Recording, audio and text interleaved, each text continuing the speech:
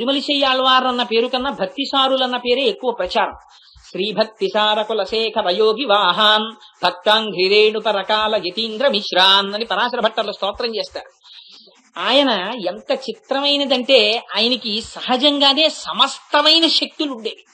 కానీ ఎప్పుడు ఏ శక్తిని కూడా స్వప్రయోజనానికి ఆయన వాడుకునేవారు కాదు.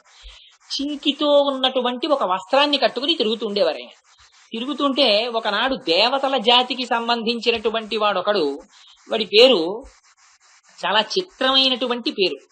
ఆయనకి వ్యాఘ్ర శృతుడు అని పేరు. ఆయన ఆకాశ మార్గంలో వెళ్ళిపోతున్నాడు పెద్ద పులి మీద. కింద భక్తిసారులు కూర్చుని ఉన్నారు. భక్తిసారుల యొక్క శరీరములోంచి వచ్చినటువంటి కాంతి ఆ పైకి కొడుతోంది. కొడుతుంటే ఈ పులి మీద వెళ్ళిపోతున్నటువంటి ఈ భక్తి సుప్తుడు ఆ కాంతిని దాటి వెళ్ళలేకపోయాడు. వెళ్ళలేక ఎక్కడి నుంచి వస్తోంది ఈ కాంతిని కిందకి చూశాడు. చూస్తే భక్తిసారులు కనబడ్డారు. ఆయన బొంత కుట్టుకుంటున్నారు. కిందకి దిగొచ్చాడు. దిగొచ్చి, మహానుభావ, మీ యొక్క వైభవాన్ని గమనించాను, మీరు మీ కాంతిని ఉపసంహరిస్తే నేను వెళ్ళిపోతానన్నాడు. ఆయన కాంతిని ఉపసంహరించారు. ఆ పెద్ద పులి వెళ్ళిపోతోంది. ఇది చూసి అతను తెల్లపోయి ఆ దేవతల జాతికి చెందినవాడు కిందకొచ్చి తన మెడలో ఉన్నటువంటి ఒక మణిహారాన్ని తీసి బహూకరించాడు. మణిహారాన్ని, ఆయన వేసుకునేటటువంటి బ్రహ్మాండమైన కవచం ఒకదాన్ని, మణిమయ విరాజితమైన కవచాన్ని భక్తిసారులకు ఇచ్చాడు. ఇస్తే భక్తిసారులు అన్నారు, నాకు ఎందుకు అవని అడిగారు. అడిగితే ఏదో ధరిస్తారని ఇస్తున్నానన్నాడు. అలాంటివి నాకు ఇంతకు ముందే ఉన్నాయి, నీకు కనపట్టలేదా అన్నారు. ఆయన మెడలో తామర పూల మాల ఒకటే వేసుకుని ఉన్నారు అప్పుడు. అంటే అదేమిటి మీరు ఎక్కడ వేసుకున్నారని అడిగారు. అడిగితే సరిగ్గా స్పష్టంగా చూడు అన్నారు. అంటే ఆయన కంఠంలోకి చూసేటప్పటికీ ఆయన మెడలో వేసుకున్నటువంటి తామర పూల మాలలోని ఒక తామర పువ్వు ఇలాంటి ఆభరణాలు కొన్ని కోట్ల ఆభరణములు విలువ చేసేటటువంటి ఒక మణిగా కనపడింది ఆయనకి. చూసి ఆ వ్యాఘ్రసుక్తుడు, ఈయన మహానుభావుడు, కారణజన్ముడు అని ఆయనకి సాష్టాంగ నమస్కారం చేసి వెళ్ళిపోయారు. అటువంటి మహాపురుషుడు ఆయన ఎంత సామాన్యమైనటువంటి స్థితిలో జీవితాన్ని గడిపేవారంటే, ఆయన దగ్గరికి ఒకనాడు ఈ రస విద్య యందు ప్రవేశం ఉన్నవాడు ఒక ఆయన వచ్చాడు. వచ్చి, అయ్యో పాపం, మీరు చాలా దరిద్రం అనుభవిస్తున్నారు, అందుకని చెప్పి నా దగ్గర ఒక గుళిక ఒకటి ఉంది, గుళిక తీసుకోండి, దీన్ని ఏదైనా ఇనప వస్తువుకి తగిలిస్తే అది బంగారంగా మారిపోతుంది, మీరు ఆ బంగారం వాడుకోవచ్చు అన్నాడు. అలాగా అని ఆ భక్తిసారులు ఆ గుళికని తీసుకుని అక్కడ పెట్టి అన్నారు, నీకు నేను ఒకటి ఇస్తాను, తీసుకో అన్నారు. ఏమిస్తారన్నాడు. తన ఒంటి మీద నలిపి ఇలాగా కొంచెం మట్టి తీసి ముద్ద చేసి ఆయన చేతిలో పెట్టి, నువ్విచ్చిన గుళిక తీసుకువెళ్ళి ఏదైనా ఒక ఇనప వస్తువుకి తగిలిస్తే కదా బంగారం అవుతుంది, నేనిచ్చినటువంటి ఈ మట్టి ముద్ద తీసుకెళ్లి ఏదైనా ఒక మట్టికి తగిలిస్తే ఆ మట్టి బంగారం అవుతుంది, తగిలించుకోమన్నాడు. అంటే ఆయన ఎంత ఆశ కలిగిన వాడో చూడండి. ఒక పెద్ద కొండకి తీసుకెళ్లి తగిలించాడు, అది స్వర్ణపర్వతం అయిపోయింది. ఆవిడ్ని లేపి మాతో పంపించు, నువ్వు ఎందుకని నిద్రలేచి మాతో రావడం లేదు, నీకేమైనా మూగతనమా, చివుడా, ఏమైనా లేకపోతే జడత్వమా, నిన్ను ఎవరైనా మాతో కలియకుండా అదిమి పట్టి ఉన్నారా, వైకుంఠ, మాధవ, మాయావి అనేటటువంటి 3 నామములను పలికి, ఓ అత్త, నీ కుమార్తెని నిద్రలేపి మాకు ఆవిడికి మధ్యలో ప్రతిబంధకముగా ఉన్నటువంటి ఆ తలుపులకు అడ్డముగా ఉన్న మణికవాటమును ఆమెయే తీసి మాతో కలిసేటట్టుగా అనుగ్రహించు అని ఈ పాశురంలో విజ్ఞాపన చేస్తారు. ఈ పాశురంలో అమ్మవారు చెప్తున్నటువంటి ఆళ్వార్, ఆయన పేరు భక్తిసారులు. ఆ భక్తిసారుల యొక్క జన్మమే చాలా విచిత్రమైనటువంటి జన్మ. గతంలో 3 స్వామివారి పనుపున వచ్చినటువంటి ఆయుధములలోని మొట్టమొదటిది శంఖము, గద, ఖడ్గము వచ్చాయి. ఇప్పుడు సుదర్శన చక్రం. సుదర్శన చక్రమే భక్తిసారులుగా వచ్చింది. ఎందుచేత అంటే పూర్వం భృగు వంశంలో జన్మించినటువంటి ఆ భృగు అనేటటువంటి మహర్షి, భార్గవ మహర్షి, కూర్చుని తపస్సు చేసుకుంటున్నారు. తపస్సు చేసుకుంటుంటే ఆ తపస్సుని పాడు చెయ్యాలని విశ్వప్రయత్నం చేశాడు ఇంద్రుడు. విశ్వప్రయత్నం చేసి ఆ తపస్సుని పాడు చెయ్యలేక కనకాంగి అనేటటువంటి ఒక దేవకాంతని పంపించారు. పంపిస్తే ఆ దేవకాంత చేత మనసు చెడినటువంటి భృగువు ఆమెతో సంగమించాడు. సంగమిస్తే ఆ కనకాంగికి కొంతకాలమునకు గర్భము ధరించింది. ఆవిడికి పిల్లవాడు పుట్టలేదు, మట్టి గడ్డ వంటి ఒక మాంసఖండం ఒకటి పుట్టింది. పుట్టిన తర్వాత ఆ మాంసఖండాన్ని అక్కడ విడిచిపెట్టి ఆవిడ వెళ్ళిపోయింది.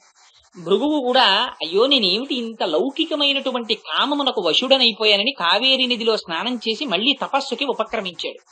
ఆ మట్టి గడ్డ లాంటి మాంసపిండం అలా పడి ఉండిపోయింది. అది వాయువు చేత పోషింపబడింది. పోషింపబడిన కొంతకాలానికి చంటి బిడ్డడైంది. అయి ఆ పిల్లవాడు ఏడుస్తున్నాడు. ఏడుస్తుంటే సాక్షాత్తుగా మంగతాయారని పేరు కలిగినటువంటి అమ్మవారితో కూడినటువంటి శ్రీ మహావిష్ణువు బయలుదేరి వచ్చారు. వచ్చి పిల్లవాడు ఏడుస్తున్నాడు, వీడు కారణజన్ముడు, సుదర్శన చక్రము అంశగా వచ్చిన వారు, అందుచేత ఈయనకి పాలిమ్మన్నారు. అంటే ఆనాడు లక్ష్మీదేవి స్వయంగా స్తన్యం ఇచ్చింది. ఆ పాలు తాగిన తరువాత ఇంకా ఎన్నడూ ఏడవలేదుట, ఎన్నడూ పాలు తాగలేదుట. ఆ పిల్లవాడు అక్కడే పడి ఉండేవారు. ఉంటుంటే ఆ చుట్టుపక్కల ఉండేటటువంటి ఒక మేదరాయన ఈ పిల్లవాడిని పెంచుకున్నారు. పెంచుకుంటే ఆయన భార్య ఈయనకి, ఆవిడ పేరు కనకవల్లి. ఆ కనకవల్లి అనేటటువంటి ఆవిడ స్తన్యం ఇవ్వడానికి ప్రయత్నించింది. ఈయన పాలు తాగేవారు కాదు, శుష్కించిపోతున్నాడు రోజు రోజుకి. ఏమిటి పిల్లవాడు ఇలా శుష్కించిపోతున్నాడని బెంగపెట్టుకున్నారు. కానీ ఆ పిల్లవాడు మాత్రం చాలా బ్రాహ్మీ తేజస్సుతో పెరుగుతుండేవాడు. ఇలా ఉండగా ఒకనాడు అందరికన్నా చిట్ట చివరి స్థితిలో జన్మించినటువంటి ఒక తన భార్యతో కలిసి వచ్చారు.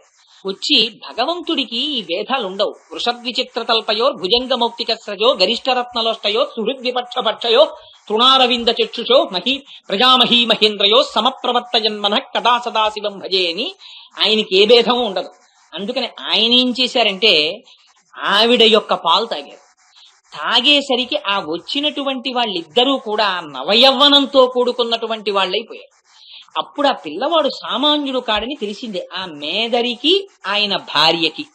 సరే, ఆ పిల్లవాడిని పెంచి పెద్ద చేశారు. ఆయన మహాపండితుడు, గొప్ప జ్ఞాని అయ్యారు. కారణాంతరముల చేత ఆయన గొప్ప విష్ణు భక్తుడు కావలసి వచ్చింది. ఆ విష్ణు భక్తుడిని చెయ్యడం కోసమని పేయాళ్వారు వచ్చారు.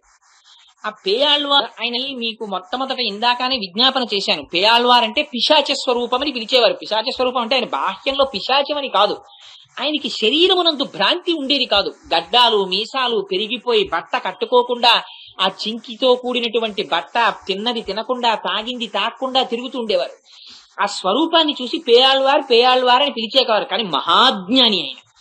ఆ పేయాళ్వార్ వీరిని విష్ణు భక్తుడిగా మార్చాలనుకున్నారు.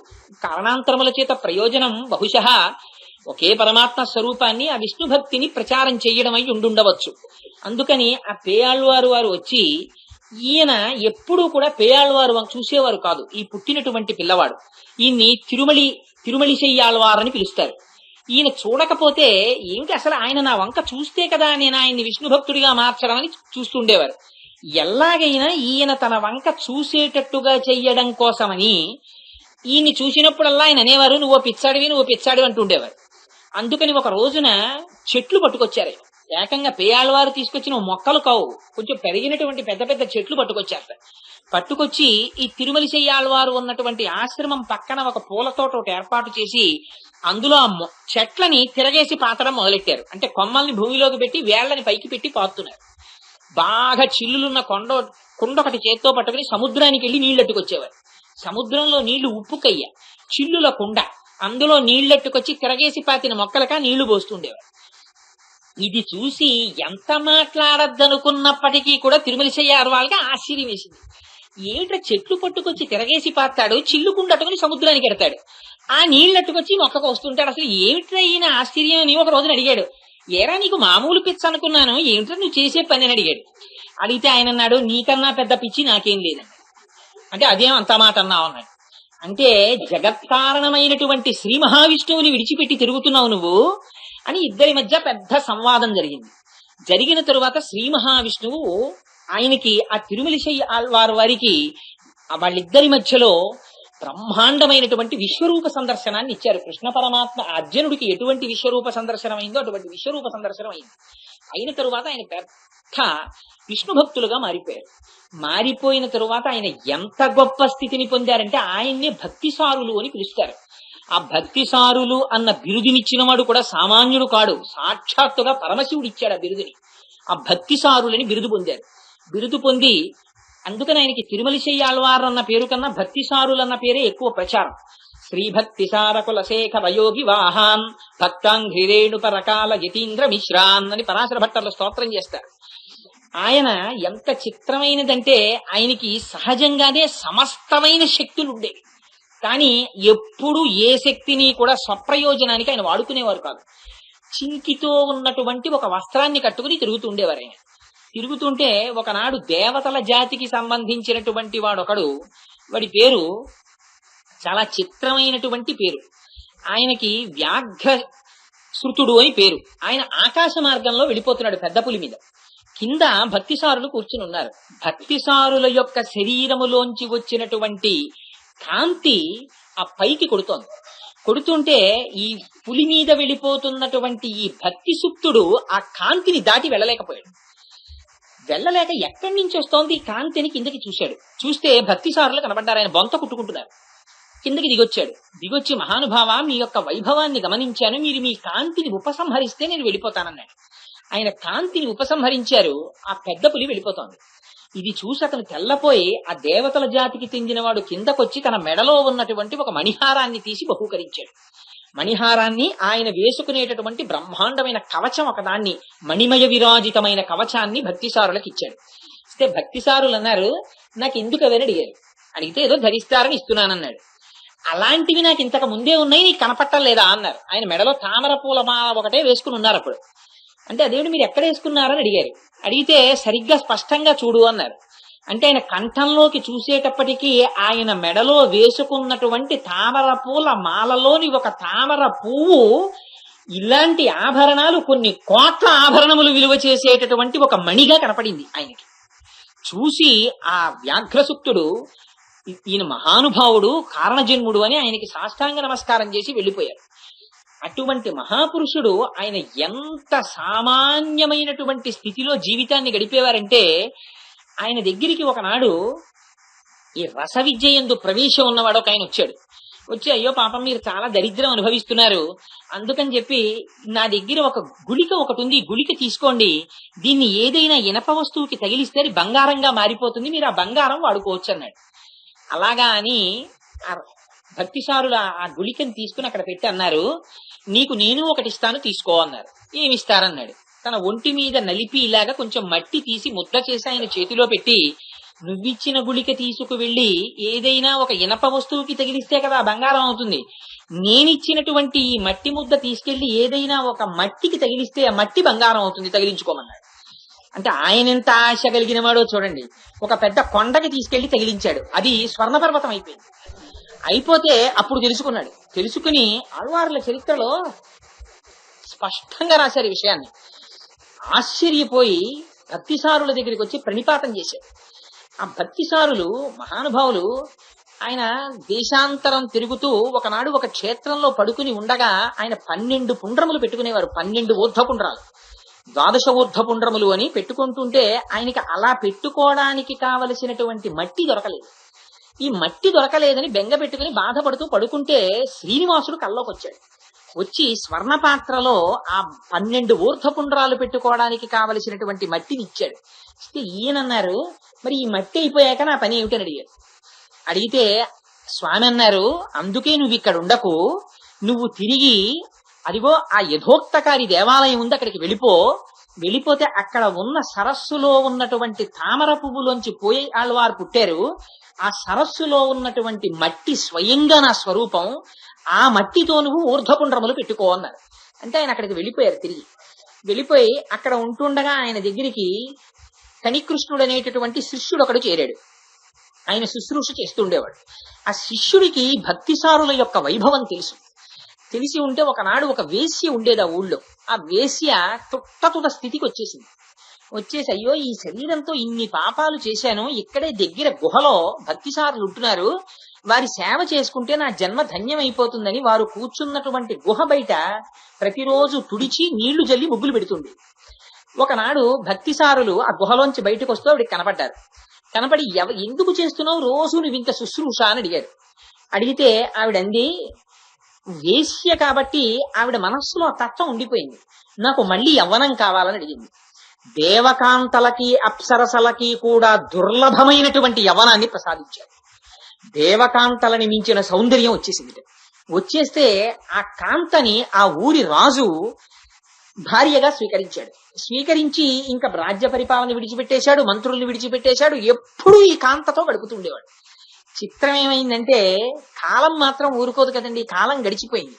ఈవిడ యవ్వనం అలా ఉండిపోయింది, ఆయన యవ్వనం తరిగిపోయింది. ఆ రాజుకి బెంగట్టుకుంది. ఎంత దిక్కుమాలిన బెంగో చూడండి. నువ్వు యవ్వనంలో ఉండిపోయావు, నా యవ్వనం వెళ్ళిపోయిందని బెంగెట్టుకున్నాడు. నువ్వెందుకు ముసల్దాని అవ్వలేదని అడిగాడు. అడిగితే నా యవ్వనం నాతో వచ్చింది కాదు, ఇది నాకు భక్తిసారులు ఇచ్చారన్నాడు. రాజుకి అహంకారం వచ్చింది. నేను వెళ్లి భక్తిసారులను అడగడం ఏమిటి? ఆయన ముంచు వృత్తి చేసేవారంటే ఇంటింటికి వెళ్లి బెచ్చం ఎత్తి ఆ వచ్చిన భోజనం చేసేవారు. ఆయన ఎంతటి మహానుభావుడు అంటే ఆయన మేదరుల కుటుంబంలో పెరగడంతో ఆయన బ్రాహ్మణుడు కాడు అని లోకానికి ఏముంది, లోకానికి భక్తి కాదు కావలసింది, పై మిరుగులు కావాలి. అందుకని ఆయన వెడుతుంటే బ్రాహ్మణులు కూర్చుని వేదం చెప్పుకుంటుంటే ఈయన వస్తున్నారు. మేదరివాడు వస్తున్నాడు, వేదం చెప్పడం ఏమిటని వాళ్ళు ఊరుకున్నారు. ఆయన వెళ్ళిపోయారు దాటి. వీళ్ళకి ఎక్కడి వరకు చెప్పారో మర్చిపోయారు వేదం, ఇక జ్ఞాపకం రాలేదు. అప్పుడు గుర్తొచ్చింది, వెళ్ళినవాడు సామాన్యుడు కాడురా, ఆయన వస్తూ ఉంటే ఆయన బ్రాహ్మీ తేజస్సు చూసి కూడా మేదరివాడని వేదం చెప్పడం మానేశాం, పదండి ఆయన వెనకాతల. అసలు పరమేశ్వరుని యొక్క అనుగ్రహం ఎప్పుడు అలాంటి వాళ్ళ దగ్గరే ఉంటుంది. ఆయన్ని నమ్ముకోవడం ప్రధానం గాని బాహ్య పటాటోపాలన్నీ పరమేశ్వరుడి దిక్కుమాలిన శరీరమే ఉండదు, దీని మీద పటోటోపాలు ఆయనకి కావాలా? ఇవి కాదు, లోపలది ఆయనకి కావాలి, ఇక్కడ సరుకు చూస్తాడు ఆయన. అందుకని వీళ్ళప్పుడు ఆయన వెంట పరిగెడితే వీళ్ళు వస్తున్నారని బుద్ధి చెప్పాలని ఆయన తొందరగా నడిచేయడం మొదలెట్టారు. వీళ్ళు ఆయాసపడుతూ పరిగెత్తి ఆయన దగ్గరికి వెళ్ళారు. పాప ఆయన గమనించాడు, పోన్లేరా బ్రాహ్మణులు వేదం మర్చిపోయి ఇంత పరిగెత్తుకు వస్తున్నారని.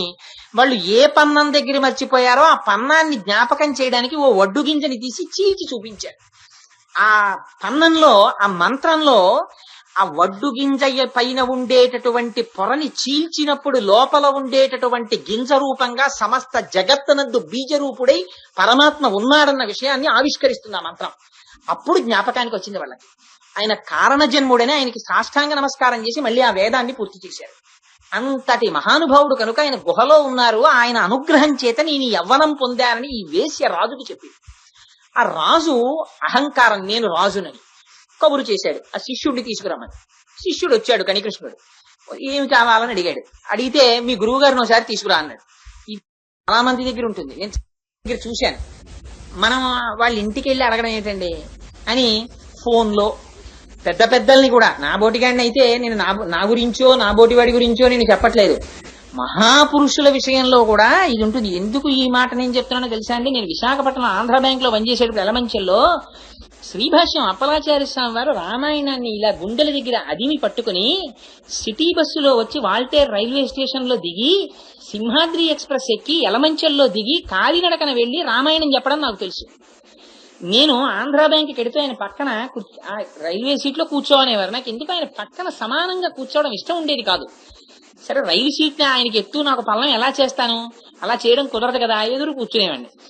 ఏం స్వామి మీరు ఇక్కడికి, మీకు ఏమైనా వెహికల్ కూడా రాదా మిమ్మల్ని తీసుకెళ్ళడానికి అని అడిగితే, వెహికల్ ఎందుకో కోటేశ్వరరావు, ఇదే వెహికల్ కదా, రామకథ చెప్పమని వాళ్ళు అడగడమే పుణ్యం, వెళ్ళి చెప్తున్నాను, వాళ్ళు రాకపోతే నేనే పెడతానని. చూడండి, ఓసారి ఫోన్ చేస్తే ఆయన వచ్చి చెప్తారులేండి, పెద్ద వెళ్ళి ఏం అడగక్కర్లేదు. యువతల వాడి వినయం అవతల వాళ్ళు అర్థం చేసుకోవడం కూడా కష్టం. అందుకని భక్తిసారుల గౌరవం రాజుకేం తెలుస్తుంది? శిష్యుణ్ణి పిలిపించి మీ గురువుగారిని తీసుకురమ్మన్నాడు. ఆయన అన్నాడు, నువ్వు పిలిస్తే మా గురువుగారు ఎందుకు వస్తారన్నాడు. అంటే మీ గురువుగారు ఏదో మా ఆవిడికి చాలా యవ్వనం ఇచ్చారట, నువ్వు ఇస్తావా అన్నారు. అంటే నేను ఇవ్వగలనో ఇవ్వలేనో కానీ అది కుదరదన్నారు. అంటే పోనీ నా మీద నువ్వు కవిత్వం చెప్పన్నారు. అంటే ఆయన అన్నాడు, నీ మీద నేను కవిత్వం చెప్పడం ఏమిటయ్యా, నా నాలుక భగవంతుణ్ణి స్తోత్రం చేస్తుంది కానీ నరస్తుతి నా నాలుక చేయదన్నారు. అంటే ఎందుకు చెయ్యదు? నేను ఈ రాజ్యానికి రాజుని, నువ్వు నీ గురువు ఇల్లు తిరిగి ముష్టెత్తుకు బతికేవాళ్ళు, నీకింత అహంకారమా? ఈ రాజు మీద స్తోత్రం చెయ్యవా?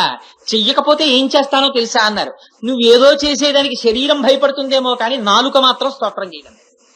అంటే వెంటనే రాజన్నాడు, నువ్వు ఈ రాజ్యం నుంచి బహిష్కరిస్తున్నాను, వెళ్ళిపోమన్నాడు. అలాగే వెళ్ళిపోతాను అని ఆయన గబగబా వచ్చి తన మూట ముల్లే సర్దుకుని వెళ్ళిపోతున్నాడు. భక్తిసారులు అడిగారు, ఎక్కడికి వెళ్ళిపోతున్నావు రా అన్నారు. అంటే మహాప్రభు మిమ్మల్ని తీసుకురమ్మన్నాడు, తీసుకురానన్నాను, నన్ను వెళ్ళిపోమన్నాడు, ఊర్లోంచి రాజ్య బహిష్కారం విధించాడు, వెళ్ళిపోతున్నాను అన్నాడు.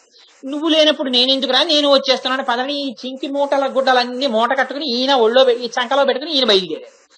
అక్కడే ఆలయంలో స్వామివారు శేషశయ్య మీద పడుకుని ఉన్నారు.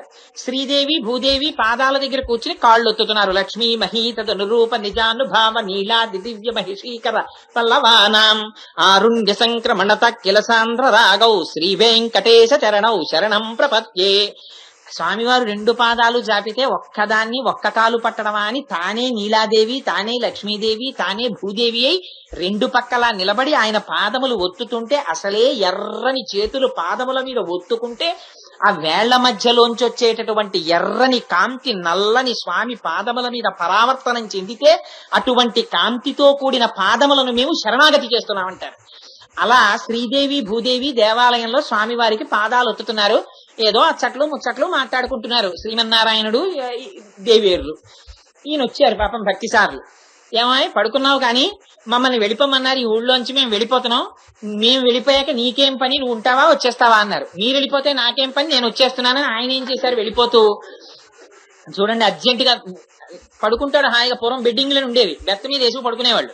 పడుకుంటే మంచి నిద్ర పట్టేస్తే, సార్ మీరు సికింద్రాబాదే కదా, వచ్చేసిందండి సికింద్రాబాద్ స్టేషన్ అని పెట్టేట్టు దీపోతుంటే వాడు దీపోతూ కవ్వ బెడ్డింగ్ చుట్టేసుకుంటాడు. అలా అమ్మో భక్తిసారులు వెళ్ళిపోతున్నట్ట, కనికృష్ణుడు వెళ్ళిపోతున్నట్ట, మనం ఎందుకు ఇక్కడ, శ్రీదేవి భూదేవి లేవండని ఈయన గబగబా బెడ్డింగ్ చుట్టేశాడు శేషసాయిని. చుట్టేసి దాన్ని సంకలో పెట్టుకున్నాడు. మళ్ళీ ఏమో వాళ్ళు ఎక్కడ ఆగుతారో, అక్కడ పరుపు ఉంటుందో ఉండదో, రామావతారంలో అంటే పడుకున్నాను కానీ ఇంకా అస్తమానం ఇదే పనే అని బెడ్డింగ్ సంకలో పెట్టుకుని ఈయన బయలుదేరాడు. ఈయన పక్కన లక్ష్మీ భూదేవి శ్రీదేవి చక్కగా రహదారి వెంట ఇలా వెళ్ళిపోతూ ఇద్దరు మాట్లాడుకుంటూ, ఆ రోజుల్లో అజామీలుడు ఎలా ఉండేవాడు, ఆ కుచేలుడి భక్తి, ఆ ప్రహ్లాదుడి భక్తి, శ్రీదేవి చూసావా ఏమిటో ఈ రోజుల్లో రాజులు ఇలా తయారయ్యారు, అంతేలే కలియుగం అని మాట్లాడుకుంటూ చక్కగా ముగ్గురు వెళ్ళిపోతున్నారు. దేవాలయాల్లో మిగిలిన దేవతలందరూ చూశారు శ్రీమన్నారాయణుడు ఆ శ్రీదేవి భూదేవి వెళ్ళిపోతున్నారు, ఇంకా మనం ఎందుకు ఈ ఊళ్ళో అని వాళ్ళు కూడా లేచి వాళ్ళు బయలుదేరారు. తన వెంటన్సరి లచ్చి వెంట నవరోధ వ్రాతము దాని వెనుక పక్షీంద్రుడు అని చెప్పి వీళ్ళందరూ వెళ్ళిపోయినట్టుగా ఆ ముందు కనికృష్ణుడు వెళ్ళిపోతున్నాడు, వెనక భక్తిచారులు వెళ్ళిపోతున్నారు, ఆ వెనకాతల స్వామివారు వెళ్ళిపోతున్నారు, శ్రీదేవి భూదేవి వెళ్ళిపోతున్నారు, మిగిలినటువంటి దేవతలందరూ వెళ్ళిపోతున్నారు. అకాలంగా మబ్బులు పట్టేశాయి, అశుభాలు కనపడ్డాయి, నక్కల కోతలు వినపడ్డాయి. పరిగెత్తుకుంటూ ఊళ్ళో వాళ్ళు రాజు దగ్గరికి వెళ్ళారు. ఓర్ని మొహం ఇట్సా, నీకు ఇదేం అహంకారం రా, ఆయన వెళ్ళిపోమన్నావు కనికృష్ణుడిని, ఆయనతో పాటు గురువు వెంట స్వామి వెంట ఆయన నాంచారులు, ఆయన వెనకాతల దేవతలు అందరూ వెళ్ళిపోతున్నారు రా, వెళ్ళి ఆయన కాళ్ళు పట్టుకోమన్నారు. అంటే రాజు గబగబా వెళ్లి స్వామివారి పాదాల మీద పడ్డాడు.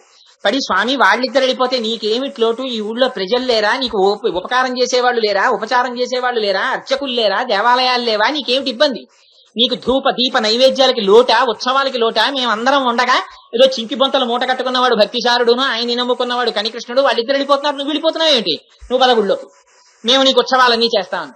అంటే ఆయన అన్నాడు, నీ మొహం ఈ ఆడంబరం ఈ ఐశ్వర్యం నీకు ఎక్కడి నుంచి వచ్చింది అనుకుంటామో, మా ఆవిడ చల్లగా చూడబట్టి, మా ఆవిడ నేను ఎక్కడుంటామో తెలిసా, నీలాంటి వాళ్ళ దగ్గర కాదు అలాంటి వాళ్ళు ఉన్న చోట ఉంటాం, వాళ్ళని పంపించేశాక నాకేం పనిరా ఈ ఊళ్ళో, అందుకని భక్తుల పాదాలు పట్టుకోవడం నేర్చుకోవాలి, అందుకని వాళ్ళు వెళ్ళిపోతే నేను ఎందుకుంటాను, నేను వెళ్ళిపోతున్నాను.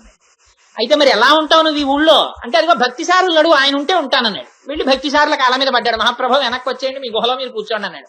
నేను వచ్చేస్తాను, నాకేం రాగద్వేషాలకి నేను అతీతుణ్ణి, అప్పుడు తిట్టేవని వెళ్ళిపోను, కుంగిపోను, ఇవాళ పొగిడేవని పొంగిపోను, అలాగే వచ్చి కూర్చుంటాను, నాదే పోయింది, ఎక్కడైతే ఉంది.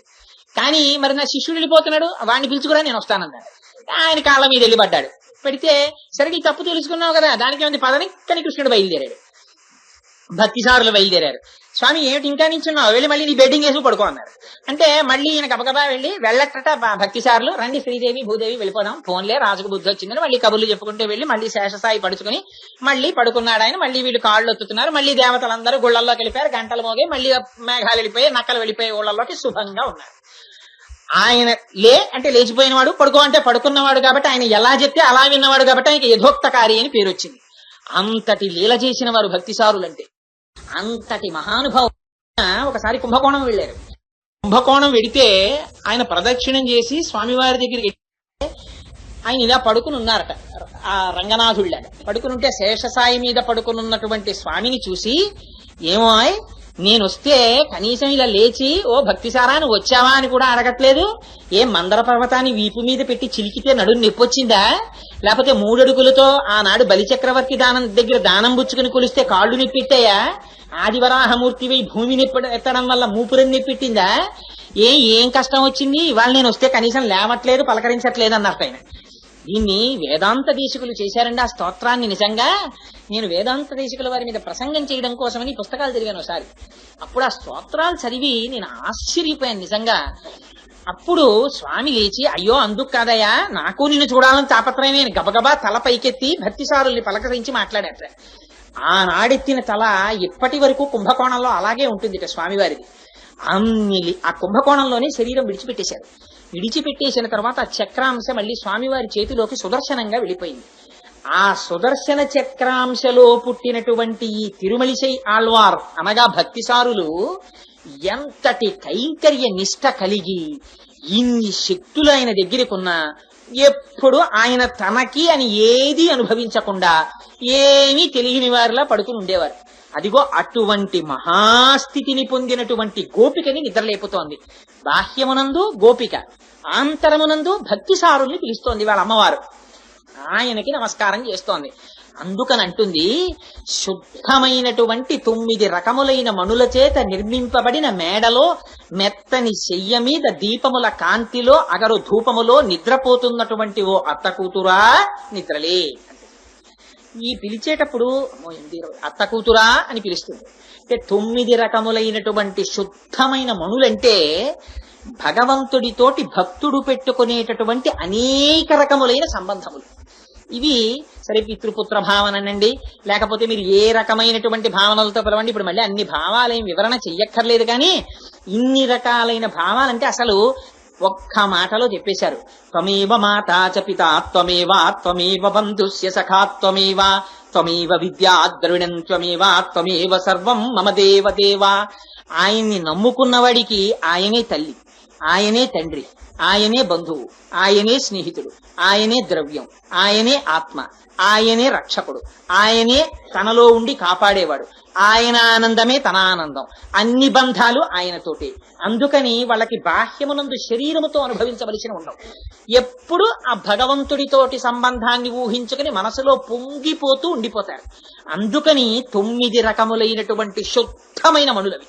శుద్ధమైన మణులంటే అందులో ఒకనాడు కూడా మలినము ప్రవేశించినవి కావు. సర్వకాలములయందు భగవంతుడితోటి పెట్టుకున్న సంబంధముతో కూడినటువంటి అనుభవముతో ఉన్నటువంటి స్థితి. అటువంటి స్థితిలో పడుకుని ఆ దీపముల మధ్యలో పడుకుంది. ఇది ఒక చిత్రమైన విషయం. రాత్రి పడుకుంటే ఉన్న దీపమే ఆర్పేస్తాం మనం. ఆర్పేసి ఏదో చిన్న దీపం ఉంటే చాలు, అబ్బో ఇంత లైట్ ఉంటే నాకు నిద్ర పట్టదండి అంటే కొంతమందికి ఒక చిత్రమైన అలవాటు ఉంటుంది. మాకు ఏమిటో ట్యూబ్ లైట్ వేసుకు పడుకోవడం అలవాటు అండి. నేను అలాంటి వాళ్ళతో ఒకసారి పడుకున్నాను. వాళ్ళకి ట్యూబ్ లైట్ ఉంటే కానీ నిద్ర పట్టదు. కానీ మీకు లైట్ ఉంటే ఏమైనా ఇబ్బంది అన్నారు. ఏం మీరు లైట్ వేసుకు పడుకుంటారా అంటే మాకు ట్యూబ్ లైట్ వేసుకు పడుకోవడం అలవాటు అండి అన్నారు. పాపం ఉన్నది ఒకటే గది. నాకు లైట్ ఉంటే నిద్ర పట్టడం నాకు అలవాట్లేదు. కానీ నాకు లైట్ అలవాట్లేదు అంటే నా కోసం తీసేస్తారు. అంటే వాళ్ళు 6 పడుకోరు. అందుకని అదే పర్వాలేదండి, నాకు ఏం లైట్ ఉందని పడుకుంటాను, ఏదో అలా అనకపోతే బాగుంటుందని అన్నాను. దానికి తోడు గంటలు కొట్టే గడియారం ఉంటుంది వాళ్ళ ఇంట్లో. 10 అయిందని ఠాంగ్ ఠాంగ్ ఠాంగ్ అని కొట్టేసేది.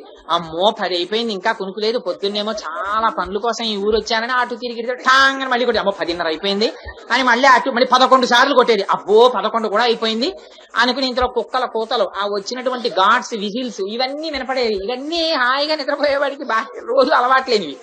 ఇవన్నీ ఏమిటో కుక్క అరుపు, ఏంట్రా ఇదంతా అనుకున్న 12 మాటలు ఠాంగ్ ఠాంగ్ ఠాంగ్ అని కొట్టేసేది. అబ్బో 12 కూడా అయిపోయింది. ఇలా సుప్రభాతం కూడా వినపడిపోయిన తర్వాత భలే నిద్ర పట్టిందండి అని లేచిపోవడం. అందుకని మరి కళ్ళు కొంచెం ఎర్రగా ఉన్నాయి ఏంటంటే, అబ్బో నేను భగవంతుడిని నమ్మిన వాడిని కదా, ఆయన వాత్సల్యం అలవాటై ఎరుపు చీరలు తీరిన కన్నులు లేనిపోని ఆత్మస్థుతి చేసుకుని ఏదో గడిపేసేయడం వేరు విషయం అనుకోండి. అందుచేత దీపాల మధ్యలో పడుకోవడం ఏంటి అంటే, దీపాల మధ్యలో పడుకోవడం అంటే 10ంటికి సత్యనారాయణ స్వామి వారి వ్రతం చేసినా దీపం పెట్టే చేస్తాం. ఎందుకేం వెలుతురు లేదేమిటి? అంత వెలుతురుంటే ఈ దీపం ఎందుకు అలరి అంటే, దీపం పెట్టడం వెనకాతల ఉండేటటువంటి ప్రయోజనం వేరు. దీపం చీకటిని తీసేస్తుంది. తమసోమా జ్యోతిర్గమయ, లోపల ఉండేటటువంటి అజ్ఞానాన్ని తీసేసేది శాస్త్రబోధ. శాస్త్రం అంటే శాసనాత్ శంసనాత్ ఇది శాస్త్రం. దానికి రాజీ ఏం ఉండదు. అయ్యో పాపం కోటేశ్వరరావు గారి దగ్గరికి వెళ్ళి ఇలా చెప్తే ఆయనకి బలహీనతలు ఉన్నాయని ఏమైనా అనుకుంటారేమో, అందుకని ఈయన దగ్గర చెప్పేటప్పుడు కొంచెం మార్చేద్దాం అని అలా ఏం మారదు. శాసించి చెప్పేస్తుంది ఉన్నది ఉన్నట్టు. అలా చెప్తుంది కాబట్టి దానికి శాస్త్రం అని పేరు. ఆ శాస్త్రమును విశ్వాసముతో తెలుసుకుంటే, దానికి గురువుల యొక్క బోధ కూడా తోడైతే లోపల ఉండేటటువంటి అజ్ఞానం అనేటటువంటి చీకటి విచ్చిపోతుంది. అదిగో అటువంటి జ్ఞాననిష్టలో పడుకుంది. అందుకని చుట్టూ దీపములు వెలుగుతుండగా అగరు ధూపాన్ని పీలుస్తూ పడుకుందిట. ఇక్కడట పైకి పొగ కనపట్టలేదుట, కానీ వాసన తెలుస్తోంది. అది పొగలేని వాసన ఏమిటి అంటే అక్కడ దీపమే వాసనని కూడా ఇస్తోందిట. దీపము వాసనిస్తుందా అంటే ఎంత చిత్రమైన మాట వాడారంటే, దీపము కేవలము ఆ శాస్త్రము వలన ఆచార్యుల వలన వినడం వలన కలిగినటువంటి జ్ఞానముగా మిగిలిపోవడం కాదు, అనుష్ఠాన పర్యంతం ఉండాలి. అంటే ఆ నేర్చుకున్నది పాటించడంలో కూడా ఉపయోగపడాలి. ఇది లేని అడిగింది. ఇహ సంతో నవాసంతి సతోవా నానువర్తసే తదాహి విపరీతాతే బుద్ధి ఆచారవర్జిత అని అడిగింది. ఒరే, నీకున్న ఒకే ఒక ప్రమాదం ఏమిటో తెలుసా? నీకు వేదాలు తెలుసు, నీకు ఉపనిషత్తులు తెలుసు, నీకు సకల శాస్త్రములు తెలుసు, నువ్వు సంధ్యావందనం చేస్తావు, పూజలు చేస్తావు, అన్నీ చేస్తావు. నీకు కొత్తగా చెప్పేవి ఏవి అక్కర్లేదు. అసలు మీ ఊళ్ళో చెప్పేవాళ్ళు లేరా? ఒకవేళ చెప్పినా నువ్వు వినవా? ఎక్కడ బుద్ధి ఆచారవర్జిత. నీకు బుద్ధి ఉంది, నువ్వు అన్నీ తెలుసుకున్నావు, కానీ ఆచారంలో పాటించవు. వీడికి అక్కడే పడుకున్నాడు. వీడు పడుకున్న బయటే ఒక బ్రహ్మాండమైన విగ్రహం ఉంది. ఏమిటో తెలుసా అండి? అది పుష్పక విమానంలో వర్ణించారు వాల్మీకి మహర్షి. నియుజ్యమానా సుగజా సుహస్త సకేశరాశ్చోత్పల పత్రహస్తా బభూవ దేవీ చ కృతా సుహస్త లక్ష్మీస్తథా పద్మిని పద్మహస్త. అక్కడ 2 ఏనుగులు బంగారు పాత్రలను పట్టుకుని పద్మకింజల్కములను వర్షిస్తున్నాయి లక్ష్మీదేవి మీద. ఆవిడ తామర పువ్వులో కూర్చునుంది. అటువంటి లక్ష్మీదేవి బయట ఉంది. వాడు ఆవిడికి నమస్కారం చేస్తాడు రోజు. ఆవిడే మనం శ్రీ సూక్తంలో చెప్తాం, లక్ష్మీ దివ్యై గజేంద్రైర్ మణిగణ ఖచితై స్థాపితా హేమ కుంభై నిత్యం సా పద్మహస్తా మమ వసతు గృహే సర్వమాంగళ్యయుక్త అని. అటువంటి స్వరూపంతో అక్కడ లక్ష్మీదేవి ఉంది. ఆవిడికి నమస్కారం చేస్తాడు. ఆ లక్ష్మీ స్వరూపమే వేరొకరి ఇల్లాలని వాడు నమ్మడం. ఇది తెలుసుకున్న దాని పట్ల ఆచారం లేకపోవడం. ఎక్కడుంటుంది లక్ష్మీదేవి అంటే దేవతలకు ఆవిడ చూపించింది తను ఎక్కడుంటుందో. ఓసారి దేవతలందరూ ఆవిడికి నమస్కారం చేయడానికి వెళ్ళారు. వెళ్ళి నమస్కారం చేసి అక్క వైకుంఠంలో ఉన్నదే లక్ష్మీదేవి అనుకుని నమస్కారం చేస్తున్నారు. వాళ్ళ అజ్ఞానం పోగొట్టడానికి ఆవిడ తాను ఎక్కడుంటుందో చూపించింది. కైలాసే పార్వతీ త్వంచ క్షీరోధే సింధు కన్యక స్వర్గే చ స్వర్గలక్ష్మి స్వర్మర్చలక్ష్మిశ్చ భూతలే వైకుంఠే చ మహాలక్ష్మి దేవదేవి సరస్వతి గంగా చ తులసీ త్వంచ సావిత్రి బ్రహ్మలోకగా కృష్ణ ప్రాణాది దేవి త్వంగోలోకే రాధికా స్వయం రాసే రాసేశ్వరి త్వంచ బృందావనే కృష్ణ ప్రాణాధికం దేవి అని ఆవిడ అక్కడ మొదలుపెట్టి రాజ్యలక్ష్మి రాజగేహే గృహలక్ష్మి గృహే గృహే. ఆవిడ ప్రతి ఇంటిలో ఉన్న ఇల్లాలి రూపంలో కూడా ఆవిడే ఉంది. ఉన్నప్పుడు రామచంద్రమూర్తి భార్య పరుడి భార్య లక్ష్మీ స్వరూపం కాదా? ఇక్కడ లక్ష్మీదేవికి నమస్కారం, అక్కడ ఆవిడ్ని చూడకూడని చూపు. ఇది బుద్ధి ఆచారవర్జిత. తను తెలుసుకోవడం వేరు, తెలుసుకున్న దాన్ని అనుష్ఠానంలో పెట్టడం వేరు. ఈ 2 కలిస్తేనే వాడు సరి అయినటువంటి మార్గములో వెడుతున్నవాడు. వాడే జ్ఞాని, వాడే గురువు. అందుకని జ్ఞానము అనుష్ఠానము రెండింటిని 2 రెక్కలుగా పెట్టుకుని పక్షులు ఎగురుతాయి. ఆ పక్షులే గురువు. అందుకని వాళ్ళ తల్లి అగరు ధూపాన్ని పీలుస్తోంది అంటోంది. అంటే ఆ దీపము అగర పొగని కూడా ఇస్తోంది. అంటే జ్ఞానము అనుష్ఠానము రెండింటినీ కలిగి ఉన్నటువంటి గోపిక. అంటే ఒక మహాపురుషుణ్ణి చూపిస్తోంది. ఇన్ని తెలుసున్నా ఈ శరీర ప్రయోజనాన్ని కోరుకుంటున్నది కాదు. అందుకని భక్తిసారుల్ని స్తోత్రం చేస్తోంది. ఆయన ఎప్పుడు తనకని ఏమి కోరుకున్నవారు కాదు భక్తిసారులు. అందుకని అదిగో అటువంటి స్వరూపంతో పడుకున్నటువంటి దానా ఆ అగరు పొగని పీలుస్తూ మెత్తని శయ్య మీద పడుకుంది. ఏమిటి మెత్తని శయ్య? శయ్య ఎంత మెత్తగానో ఉండాలని మనం కోరుకుంటాం. ఏదైనా కొనుక్కునే ముందు నువ్వు వెళ్ళి తీసుకొచ్చేద్దు, నాకు ఆఫీస్లో ఖాళీ లేదంటాడు. పరుపు కొనుక్కోవలసి వస్తే భార్య భర్త వెళ్ళి 10 షాపుల్లో నొక్కి చూసుకుని ఈ పరుపు బాగుందని తెచ్చుకుంటారు. పరుపు మీద అంత ప్రీతి ఏమిటి అంటే, పరుపు ఇంట్లో ఏది శుభ్రంగా ఉండనివ్వండి, ఉండకపోనివ్వండి, ఇంటికి వెళ్ళేటప్పటికి రాత్రి 11 అయిపోయింది అనుకోండి, ఒకవేళ ఇంట్లో మిగిలిన రూమ్స్ అన్ని అలా పడేస్తున్నా సర్దుకోరు. పక్క మీద దుప్పటి ఓటి దులిపేసుకుని పరుపు దులిపేసుకుని శుభ్రం చేసేసుకుని తలుపులు వేసేసుకుని ఫ్యాన్ వేసుకుని జెట్ ఎట్టేసుకుని పడుకుంటారు. పరుపు పట్ల అంత ప్రీతి ఏమిటి అంటే, ఆ పరుపు దేనికంత ప్రీతి? పరుపు మీద ప్రీతి కాదు. ఆ పరుపు మీద ప్రీతి దేని కొరకంటే నిద్ర కోసం. దాని మీద సౌఖ్యంగా పడుకుంటే నిద్ర రావాలి. దాని మీద పడుకున్నా నిద్ర పట్టకపోతే ఎవరి కర్మ, ఇంకా అలా దొలుతూనే ఉంటాడు అటు ఇటు. అంతకన్నా దరిద్రం ఇంకోటి లేదు నిద్ర పట్టకపోతే. అందుకని పాపం ధృతరాష్ట్రుడు అనుభవించాడు ఆ బాధ ఏమిటో. అందుకని ఆ పరుపు మీద మెత్తటి పరుపు మీద పడుకోవడం అంటే ఇది తామసీ నిద్ర కాదు, తమో గుణంతో కారణ శరీరంతో ఉండిపోయి పడుకున్నటువంటి సుషుప్తి కాదు. ఇది ఇక్కడే ఉన్నట్టుగా ఉండి బయట చూసే వాళ్ళకి తాను ఇక్కడే కూర్చున్నట్టు కనపడుతూ లోపల మాత్రం భగవంతుని యొక్క గుణములలో మునకలు వేసి భగవంతుడితోటి సంశ్లేషమును పొంది ఆయన యొక్క ఆనందమును తాను అనుభవిస్తూ బ్రహ్మానందమునందు మగ్నురాలై ఉండడం. భక్తిసారులు పైకి చూడటానికి బొంత కొట్టుకుంటున్నట్టు, అక్కడ జరుగుతున్నట్టు, ఇక్కడ జరుగుతున్నట్టు, గుహలో ఉన్నట్టు ఉండేవారు. కానీ బాహ్యమునందు ఏది అపేక్షించేవారు కాదు. లోపల ఎప్పుడూ ఆ శ్రీమన్నారాయణుణ్ణి అనుభవిస్తూ ఉండేవారు. అలా ఇక్కడ ఉన్న గోపిక అటువంటి పరుపు మీద నిద్రపోతోంది. అంటే నిరంతరము కృష్ణానుభవాన్ని పొందుతూ బ్రహ్మానందాన్ని పొందుతున్నటువంటి గోపిక. అటువంటి గోపిక నిద్ర లేచి రాదే, ఓ అత్త కూతురా లేచిరా. ఇప్పటి వరకు పిలిచిన గోపికల్ని బంధుత్వం పెట్టి పిలవరు. ఈవిడ్ని పిలిచేటప్పుడు బంధుత్వంతో పిలుస్తారు. అత్త కూతురు సంబంధం, మామ కూతురు సంబంధం, బాబాయ్ కూతురు సంబంధం, ఈ సంబంధాలు ఎక్కడి నుంచి వస్తాయి? ఈ దేహంతో వస్తాయి. ఇవాళ అలా పిలవడం వెనక మహాపురుషులైనటువంటి వారితో పెట్టుకునేటటువంటి సంబంధంలో వారితో ఏదో ఒక శరీర సంబంధం ఉన్నట్టుగా పిలిస్తే, దేహ సంబంధం ఉన్నట్టుగా పిలిస్తే, బంధుత్వం ఉన్నట్టుగా పిలిస్తే ఓ తాతగారు అను. అందుకే పూర్వం మనకొక గొప్ప సాంప్రదాయం ఉండేది. పక్కింటి వాళ్ళని పిన్నో అత్తో తెలియని ఆంటీ ప్రయోగాలు ఉండేవి కావు. పిలిచేటప్పుడు ఆ గుంభనం ఉండేది. సాధారణంగా పక్కింట్లో వాళ్ళని పిలిస్తే మామయ్య గారు, అత్తయ్య గారు అని పిలిచేవారు. ఎందుకంటే మామయ్య గారు ఆయన్ని పిలిస్తే ఈవిడ ఆయన్ని అన్నయ్య గారు అని పిలుస్తుంది.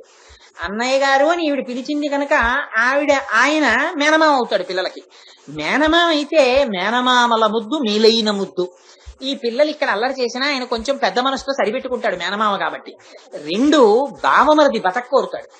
అందుకని ఈ పక్కింట్లో ఆయనకి రాత్రి వేళ ఏదైనా కొంచెం ఇబ్బంది వస్తే వాళ్ళు నిజంగా అలాగే కలివిడిగా వచ్చి పక్కింటి వాళ్ళు బంధువుల్లో ఆదుకునేవారు. ఆ పిలుపుల్లో తెలియకుండా ఆ అనుబంధం ఏర్పడిపోయేది. అందుకని స్పష్టంగా పిలిచేవారు మామయ్య గారండి అనో, లేకపోతే పితృ సంబంధంగా మరింత గౌరవనీయమైన వ్యక్తి అయితే ఏదో బాబాయ్ గారండి అనో, పెదనాన్నగారండి అనో పిలిచేవారు వయస్సుని బట్టి. అదో తెలియదు, ఇదో తెలియదు, అంకుల్ ఆంటీ రిలేషన్షిప్ వచ్చేసింది ఇప్పుడు. సరే, అది మన దౌర్భాగ్యం అనుకోండి. ఇంత పరమ పవిత్రమైనటువంటి పేర్లు మనకుండగా అంకుల్ అంటే ఏమిటో పాపం వాడికి తెలియదు, ఆంటీ అంటే అసలు తెలియదు. దీని చేత అమ్మకి నాన్నకి అటువారితో ఎటువంటి సంబంధం ఉందో వీళ్ళకి తెలియదు. ఉన్న అయోమయం చాలక కొత్త అయోమయంలోకి పిల్లలతో తోయించేసుకోవడం, వాళ్ళను ఉద్ధరించడం కాదు, వాళ్ళతో వీళ్ళని తోసుకోవడం. అటువంటి మాటలు మనకి ఇవాళ స్పష్టమైన అర్థాలున్న మన భాష మనకు అక్కర్లేదు. అర్థాలు స్పష్టంగా లేని దిక్కుమాలిన భాషలన్నీ మనకు కావాలి ప్రతి విషయంలోనూ. అక్కర్లే, తప్పక వాడడం వేరు, తప్పిన చోట కూడా నెత్తి మీద రుద్దుకుంటాం మనం. అది మనం జారుడు మెట్ల మీద జారుతున్నాం ఇవాళ. సరే, అది వేరు విషయం అనుకోండి. ఇవన్నీ నీకు ఎందుకు రా, నేను తిరుపావి చెప్పమంటే అనుకోకండి. అందుకని ఓ అత్త కూతురా లేచిరా అంటే ఆ బంధుత్వం పెట్టుకోవడంలో అలా ఏదో రకంగా వాళ్లతో బంధుత్వం పెట్టుకోవడం వల్ల భగవంతుడి చేత రక్షణ లభిస్తుంది. ప్రహ్లాదుడు వంశంలో ఉన్నాడు కనుక ప్రహ్లాదుడి మనవడైన బలిచక్రవర్తి అహంకారాన్ని మన్నించారు శ్రీమన్నారాయణుడు. అందుకని భాగవతులతోటి సంబంధం ఉంటే వీడు రోజు ఆయన్ని బాబాయ్ గారు, బాబాయ్ గారు, బాబాయ్ గారు అని పిలుస్తున్నారు అనుకోండి. వీడికి ఏమైనా ఉపద్రవం వస్తే బాబాయ్ గారు పినతండ్రి వరస కనుక ఆయన కళ్ళమ్మ నీళ్లు ఎట్టుకుంటాడు. ఆయన కళ్ళమ్మ నీళ్లు ఎట్టుకోవడం ఏం చూడలేడు. ఆయన కోసం వీడిని రక్షిస్తాడు. వీడు ఆయన్ని బాబాయ్ గారు అంటే వీడిని రక్షించేసింది. అందుకని ఇది ఒక గొప్ప సంబంధం. అందుకని వీళ్ళు ఈ పాశురం దగ్గరికి వచ్చేటప్పటికి ఇంత స్థితి ఉన్న గోపిక కనుక, ఇటువంటి భక్తిసారులు కనుక ఆయనతో బంధుత్వం పెట్టుకుని పిలిచింది. అందుకని ఓ అత్త కూతురా లేచిరా. ఎందుకని అత్త కూతురా లేచిరా అని పిలిచి ఆవిడ వచ్చి వీళ్లతో కలివాలి, వాళ్ళ బాహ్య స్మృతిని పొందాలి. ఆవిడ భగవద్ అనుభవంలో నిమగ్నం అయిపోయింది. ఆ స్మృతిలోంచి బయటికి రావడం కూడా కష్టం. అందుకని నేను రావడం ఎందుకు, మీరే తలుపు తీసుకురండి అంది ఆవిడ. అంటే మణిమయమైనటువంటి కవాటం ఒకటి అడ్డుంది. ఆ కవాటమును మేము తీయలేం, గడియని నువ్వే తీయాలని. ఏమిటి గడియట?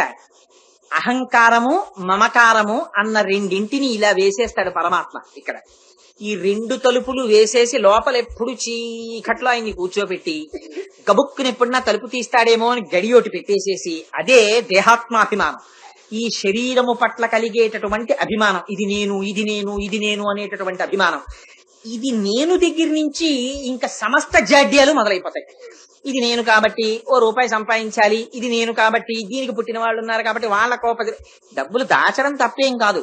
అదేంటి, నేను ఇప్పటికీ మర్చిపోలేంది ఒక ఆశ్చర్యకరమైన విషయం. ఒకసారి శ్రీశ్రీ గారు ఒక స్టేట్మెంట్ ఇచ్చారు. నేను నిజంగా ఈయనకి ఎంత ఆధ్యాత్మ జ్ఞానం ఉందిరా, విప్లవ కవిలా కనిపిస్తాడు కానీ అనుకున్నాను. ఉత్తరం ఆయన ఆరుద్ర గారు శ్రీశ్రీ గారికి ఉత్తరం రాశారు ఒకసారి. అంటే ఇది సభాముఖంగా ప్రస్తావన చేయొచ్చో చేయకూడదో నాకు తెలియదు కానీ, పాత రచనలని ఫిక్స్డ్ డిపాజిట్ల మీద వచ్చే కీర్తి వడ్డీతో బ్రతికేవాడా అని ఉత్తరం రాశారు.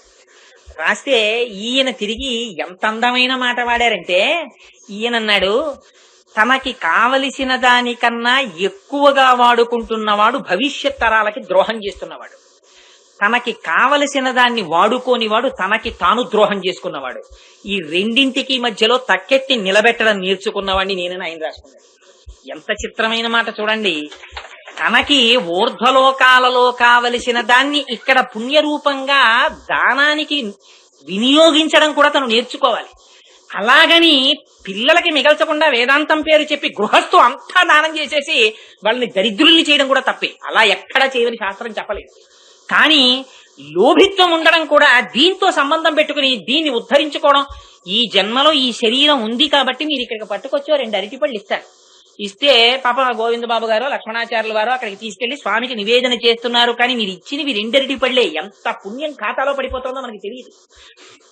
ఒక కుక్కగా రండి, ఆ బయట మీకు 2 అరటిపళ్ళు దొరికితే, లేకపోతే ఒక ఆవు గెల నుంచి ఓ 2 అరటిపళ్ళు తెంపి నోటితో పట్టుకుని ఇలా వస్తే వెళ్ళగలదా? ఉపాధి మారిందంతే. అది చేయలేదు ఈ కైంకర్యం. నోటికి దక్కింది తినాలంతే, భగవంతుడికి పెట్టలేదు.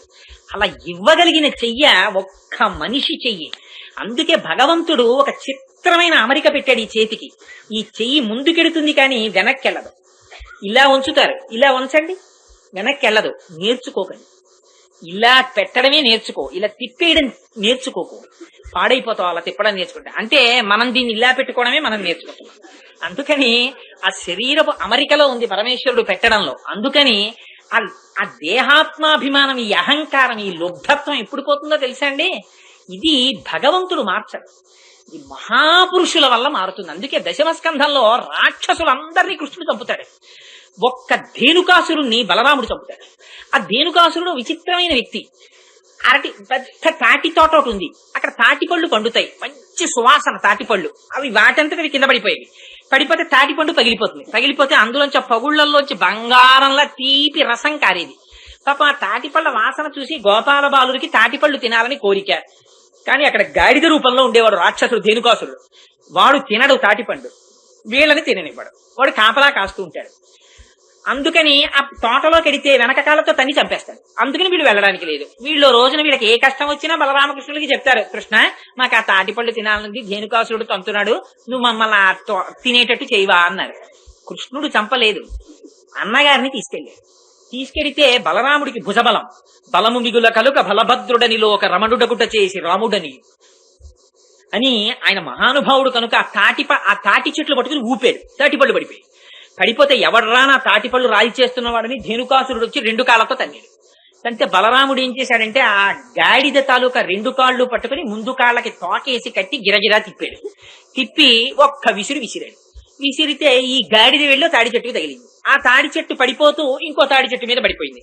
ఒక తాళవృక్షము తాక వైవనది కంపోద్రక్తయ్యి తుళ్ళి వేరొక తాళాగ్రం పైపడ అదియున్ ఆ యుగ్రాహకు ఓర్వక ఉండొక తాళవృక్షముపై పడ ఇట్లుండుంటిపై తాళవృక్షంబులు కూలే ప్రచండ మారుతము తాకన్ కూలు చందంబునన్నారు పోతన గారు. ఓ తాడి చెట్టు వెళ్ళి ఇంకో తాడి చెట్టు మీద, ఇంకో తాడి చెట్టు వెళ్ళి ఇంకో తాడి చెట్టు మీద, ఇలా తాడి చెట్లన్నీ పడిపోయి ధేనుకుడు చచ్చిపోయాడు. వాడి యొక్క పిల్లలందరూ ఈయన మీదకి బయలుదేరి వచ్చారు. కృష్ణుడు బలరాముడు కలిపి వీళ్ళందరినీ చంపేశారు. ఎంత తేలిగ్గా చంపేశారన్నారంటే పోతన గారు, ఆ తంతుబులందు చేలము విధంబునయే పరమేశుమూర్తి ఎందింతయు పుట్టునట్టి జగదీశుడు అనంతుడి దైత్యమాతృనిట్లంతము చేయుటెంత పని అద్భుతమే, వీను అంతలోన వాడంతము పొందుటెల్లగని యాతని బంధులు అర్ధబంబులై వస్తే వాళ్ళని చంపేవగల మారేశారన్నారు. ఏం బలరాముడు చంపడమేం ధేనుకాసురుణ్ణి అంటే, తాడి పండ్లు గాడిద తిందో, ఇంకోళ్ళని తిననివ్వదు, వాడు దానం చేయడు, ఇంట్లో వాళ్ళని అనుభవించనివ్వడు. ఒరే తోటకూర రోటే పప్పేసుకోండి అంటాడు. ఇంట్లో ఉన్న కరివేపాకే పచ్చడి చేసుకోవాలి. పెరట్లో పెట్టిన పాదుకి పుచ్చిపోయిన వంకాయలు 2 ఉంటే పుచ్చు తీసి కూర ఉండాలి. బయట నుంచి 1/4 కిలో కాయగూర కూడా కొనకూడదు, అక్కడ పెరుగుతుండాలి డిపాజిట్. అసలు అమంగళమని విత్డ్రాయల్ ఫామ్ ఇంట్లో పెట్టుకోడు, ఎప్పుడు పేయింగ్ స్లిప్లే ఇంట్లో పెట్టుకుంటాడు. ఇన్ని పెట్టుకుని ఇంత దాచేస్తున్నావు, ఆల్రైట్ తప్పేం కాదు, అది పుడుతోంది పెరుగుతోంది. కిం వా అనేన ధనేన వాజికరి విప్రాప్తేన రాజ్యేన కిం వా పుత్ర కలత్ర మిత్ర పశుభి దేహేన గేహేన కిం జ్ఞాతై తక్షణ భంగురం సపతిరో త్యాజ్యం మనోదూరత. ఇది ఉంటుందేమిటి? మా కురుధన జన యవ్వన గర్వం హరతి నిమేషత్ కాల సర్వం మాయామయమిదమఖిలం హిత్వ బ్రహ్మపదం తం ప్రవిశ విదిత్వ. ఇది పడిపోతుంది. దాన్ని పనిచేసుకునే వాళ్ళు పనిచేసుకుంటారు. ఒక్కనాడు ఇలా పెట్టడం వచ్చిన చెయ్యి కాదు కాబట్టి ఆ సందులోనే ఇంటింటి ముందు నాలిక చాపుతూ నిలబడి ఉంటాడు. ఎందుకని పెట్టడం తెలియదు. ఇవాళ ఎంగిలి ప్రసాదం కోసం బయట నుంచి ఉంటాడు. ఉపాధి మారిందంతే. ఆకలి అదే, దప్పిక అదే, నిద్ర అదే, సంతానమదే, అన్ని అవి లక్షణాలు. అందుకని ప్రయత్నపూర్వకంగా నువ్వు కూడా నీ వెట్టి మూటలో కొంత క్రెడిట్ కి పెట్టడం నేర్చుకో. ఇది బలరాముడు వచ్చి చంపాలి ఈ లోభగుణాన్ని. ఈ అహంకారం, దానికి సంబంధించినటువంటి లక్షణాలు మహాత్ముల యొక్క దర్శనంతో పోతాయి. అందుకని మణికవాటాన్ని మేము తీయకూడదు, నువ్వు తీయాలి. మా అంతటా మేము అహంకారాన్ని తీసేసి ఈ అహంకార మమకారములు అనేటటువంటి తలుపుల్ని తీసి దేహాత్మాభిమానాన్ని మేము తీసుకోగలమా? నువ్వు లేచి రావాలి, వచ్చి నువ్వు ఆ గడియ తీయాలి, ఆ తలుపులు విప్పాలి, నీ కాంతి మాకు కనపడాలి. అలా నువ్వు తీయవేం కవాటం? అత్త నువ్వెందుకు నిద్ర లేపట్లేదు ఆ పిల్లని? ఆవిడికేమన్నా మూగ, చెవుడా, జాడ్యమా? ఎవరైనా అదిమి పట్టారా? మంత్రం వేశారా? లేచి రాదే? ఒక్కసారి 3 నామాలు చెప్పు. వైకుంఠ, మాధవ, మాయావి అని 3 నామాలు చెప్పు, స్పృహలోకి వస్తుంది అంటున్నారు ఇవాళ.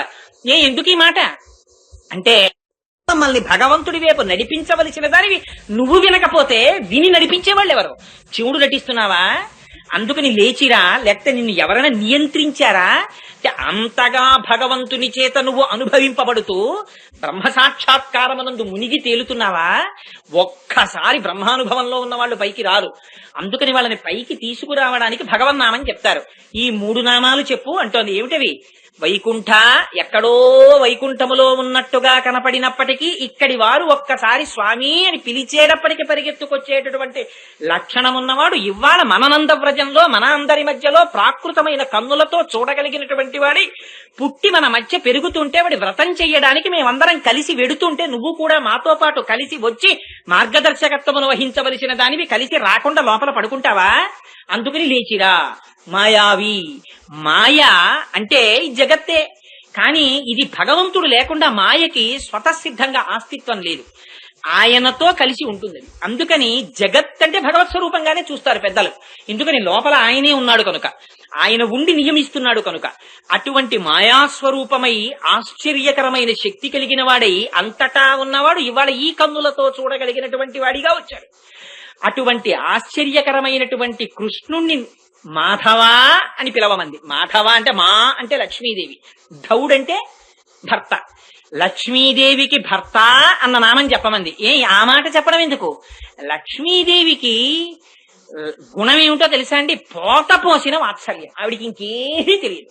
హనుమ చెప్పేశారు సుందరకాండలో, ఆవిడ కళ్ళు ఎప్పుడు నలుపే, ఆవిడకి అసలు ఎరుపు జేరెక్కదు, ఆవిడికి కోపం లేదు. ఇంకా ఎప్పుడైనా పరమాత్మ కళ్ళు ఎర్రపడతాయిట. నిగ్రహ సమర్థుడు కాబట్టి, కర్మ ఫలప్రదాత కాబట్టి. అమ్మవారు మాత్రం ఎప్పుడు కన్నులు నల్లగా ఉండి వాత్సల్య గుణంతో ఉంటుందిట. అందుకే అమ్మవారి గురించి చెప్తే ఏ అమ్మవారికి లలితగా చెప్పండి, లక్ష్మిగా చెప్పండి, ఎలా చెప్పండి, ఆవిడని కారుణ్యమే చెప్తారు. ఈశానాం జగతోస్య వెంకటపతే విష్ణోః పరాం ప్రేయసీం తద్వక్షస్థల నిత్యవాసరసికాం తక్షాంతి సంవర్ధినీం పద్మాలంకృత పాణిపల్లవ యుగాం పద్మాసనస్తాం శ్రియం వాత్సల్యాది గుణోజ్వలాం భగవతీం వందే జగన్మాతరం. అమ్మా, నీకు వాత్సల్యం కారుణ్యం తప్ప ఇంకేం తెలియవమ్మా. ఎంత కారుణ్యమో తెలుసా అండి లక్ష్మీదేవికి.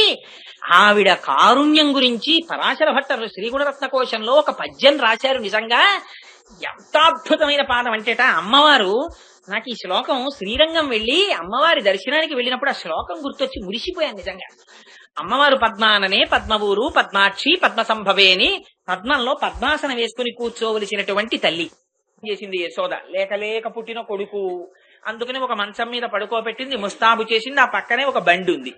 పెడితే ఆయన పడుకున్నారు. పెద్ద ఉత్సవం చేస్తోంది, అభిషేకాలు జరుగుతున్నాయి, ఉన్నటువంటి బ్రాహ్మణులు వచ్చారు, వాళ్ళందరికీ దానాలు చేస్తోంది, అందరినీ పిలిచింది, భోజనాలు ఏర్పాటు చేసింది. ఇన్ని జరుగుతున్నాయి. కృష్ణ పరమాత్మ మాత్రం అక్కడ పడుకుని ఉన్నారు. చిన్న పిల్లవాడు ఒక్కసారి ఆకలేసినటువంటి పిల్లవాడు లేచి ఎలా ఏడుస్తాడో అలా ఏడుపు మొదలెట్టారు. చంటి పిల్లలకు ఆకలేసింది అనుకోండి, నిద్ర లేవగానే కుయ్యో కుయ్యో కుయ్యో కుయ్యో అని ఏడుపు మొదలెడతారు. అలా ఆయన కూడా లేచి ఏడుపు మొదలెట్టారు. బాలుండాకుని ఏడ్చుచు గిదిసి చనుకోరి కెరలి విలసయ మృదుచక్ర చాప రేఖాస్పద పదమున తన్నెనొక్క బండిన్ దండిన్ అన్నారు. ఆయన పాదంలోట శంఖరేఖ, చాపరేఖ, చక్రరేఖ ఇవన్నీ ఉన్నాయిట. రేఖామయద్ధ చుతాకలశాత పత్ర వజ్రాంకుశాంబురుహ కల్పక శంఖ చక్రై అని పొద్దున స్వామి సుప్రభాతంలో చెప్తాం కదా. అటువంటి పాదంతో ఒక్కసారి ఆయనని సంహరించాలని అక్కడే ఉన్నటువంటి ఒక బండి మీదకి శకటాసురుడనేటటువంటి అసురుడు ఆవహించాడు. ఆ బండి వచ్చేస్తోంది సంహరిద్దామని. ఏమీ తెలియని పిల్లవాళ్ళ ఒక్కసారి తన కాలెత్తి ఆ బండికి ఇలా తగిలించారు. ఆ బండి ఆకాశానికి ఎగిరిపోయింది. ఎగిరిపోయి కింద పడిపోయింది, విరిగిపోయింది శుభ్రంగా. ఆ రాక్షసుడు మరణించాడు. ఎక్కడో ఉంది పాపం యశోద. పరిగెత్తుకుంటూ వచ్చింది. వచ్చి చూసింది, అయ్యో ఇదేమిటి, ఈ బండి ఏమిటి అంత ఎత్తి ఎగిరిపోయింది ఏమిటి అని అడిగింది. అడిగితే అక్కడ పిల్లలు ఆడుకుంటున్నారు ఆ గదిలో. సాధారణంగా పిల్లలందరూ ఒక చోట ఉంటారు, పెద్దవాళ్ళందరూ పనుల్లో ఉంటారు. అని నీ పిల్లల్ని అడిగింది, ఏమైందిరా, ఎందుకు ఎగిరిపోయిందిరా బండి అంది. అంటే వాళ్ళన్నారు, బాలుండాకుని ఏడ్చుచు కాలెత్తిన తాకి ఎగసెను కాని ఏ మూలమున బండి ఎగరేదని తద్బాలునికడ నాడు చుండి పలికిరి శిశువులు. ఆ పిల్లలన్నారు, నీకు తెలీదా, ఆ పిల్లాడి నిద్ర లేచాడు, ఆకలేస్తోందని కాళ్ళు చేతులు ఎత్తి ఓహో ఏడుస్తున్నాడు, బండి వచ్చింది, వీడి కాలు తగిలింది, బండి ఆకాశానికి ఎగిరిపోయింది, కింద పడిపోయింది, విరిగిపోయింది అన్నారు. శిశువులు వాళ్ళు జ్ఞానులు, వాళ్ళు ఉన్నదున్నట్టుగా మాట్లాడతారు. జ్ఞానికి భయం ఉండదు, రాగద్వేషాలు ఉండవు. అందుకని ఆయన ఉన్నదున్నట్టుగా మాట్లాడారు. మాట్లాడితే ఈవిడంది, బాలుండెక్కడ బండి ఎక్కడ, అభోభాగంబుపై ఏర్పడం కాలుంతన్నుట ఎక్కడ, ఆటపడుచుల్ కల్లాడిరి జడ్డుంబల్కే లోకంబుననైన చెప్పబడునే ఏ చందమో కాకయంచాలాపించుచు వ్రేలువేతలు ప్రభూతాశ్చర్యలైరంతటం.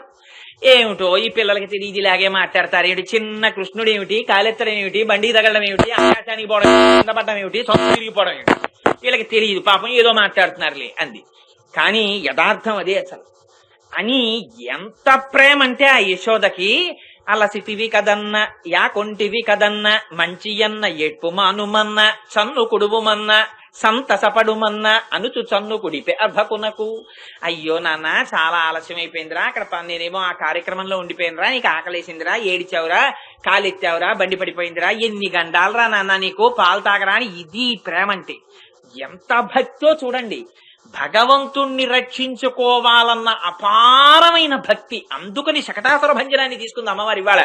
తీసుకుని అదిగో అలా పాలిస్తోంది యశోద.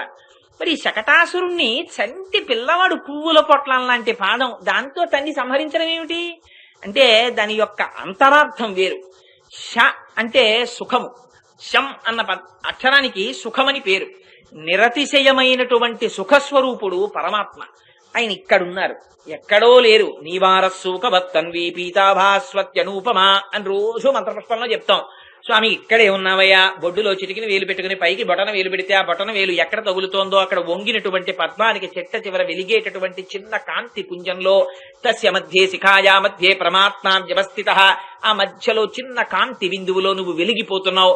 అదే తిరియగూర్ధమదస్యవ, పైకి కిందకి పక్కలకి కాంతి కొడుతోంది. నీ ఇష్టం దాన్ని ఏ పేరు పెట్టి విలు. స బ్రహ్మస్స శివస్స హరిశ్చేంద్ర సోక్షర పరమస్వరాట్ రాజాధిరాజాయ ప్రసయ్యసాయిని అని రోజు చెప్తున్నావు. కొడుకు అందుకని ఒక మంచం మీద పడుకోబెట్టింది, ముస్తాబు చేసింది. ఆ పక్కనే ఒక బండి ఉంది. పెడితే ఆయన పడుకున్నారు. ఓ పెద్ద ఉత్సవం చేస్తోంది, అభిషేకాలు జరుగుతున్నాయి, వచ్చినటువంటి బ్రాహ్మణులు వచ్చారు, వాళ్ళందరికీ దానాలు చేస్తోంది, అందరినీ పిలిచింది, భోజనాలు ఏర్పాటు చేసింది. ఇన్ని జరుగుతున్నాయి. కృష్ణ పరమాత్మ మాత్రం అక్కడ పడుకుని ఉన్నారు. చిన్న పిల్లవాడు ఒక్కసారి ఆకలేసినటువంటి పిల్లవాడు లేచి ఎలా ఏడుస్తాడో అలా ఏడుపు మొదలెట్టారు. చంటి పిల్లలకు ఆకలేసింది అనుకోండి, నిద్ర లేవగానే కుయ్యో కుయ్యో కుయ్యో కుయ్యో అని ఏడుపు మొదలెడతారు. అలా ఆయన కూడా లేచి ఏడుపు మొదలెట్టారు.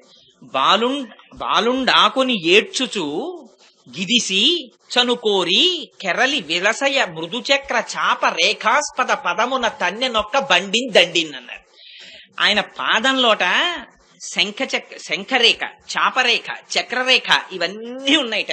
రేఖామయద్ధృత చుతాకలశాత పత్ర వజ్రాంకుశాంబురుహ కల్పక శంఖ చక్రై అని పొద్దున స్వామి సుప్రభాతంలో చెప్తాం కదా. అటువంటి పాదంతో ఒక్కసారి ఆయనని సంహరించాలని అక్కడే ఉన్నటువంటి ఒక బండి మీదకి శకటాసురుడనేటటువంటి అసురుడు ఆవహించాడు.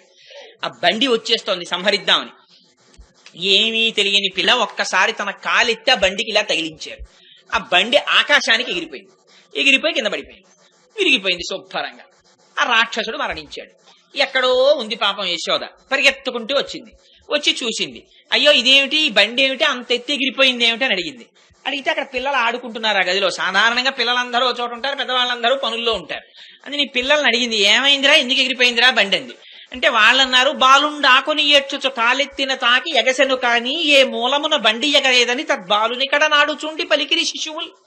ఆ పిల్లలన్నారు, నీకు తెలీదా, ఆ పిల్లాడి నిద్ర లేచాడు, ఆకలేస్తోందని కాళ్ళు చేతులు ఎత్తి ఓహో ఏడుస్తున్నాడు, బండి వచ్చింది, వీడి కాలు తగిలింది, బండి ఆకాశానికి ఎగిరిపోయింది, కింద పడిపోయింది, విరిగిపోయింది అన్నారు. శిశువులు వాళ్ళు జ్ఞానులు, వాళ్ళు ఉన్నది ఉన్నట్టుగా మాట్లాడతారు. జ్ఞానికి భయం ఉండదు, రాగద్వేషాలు ఉండవు.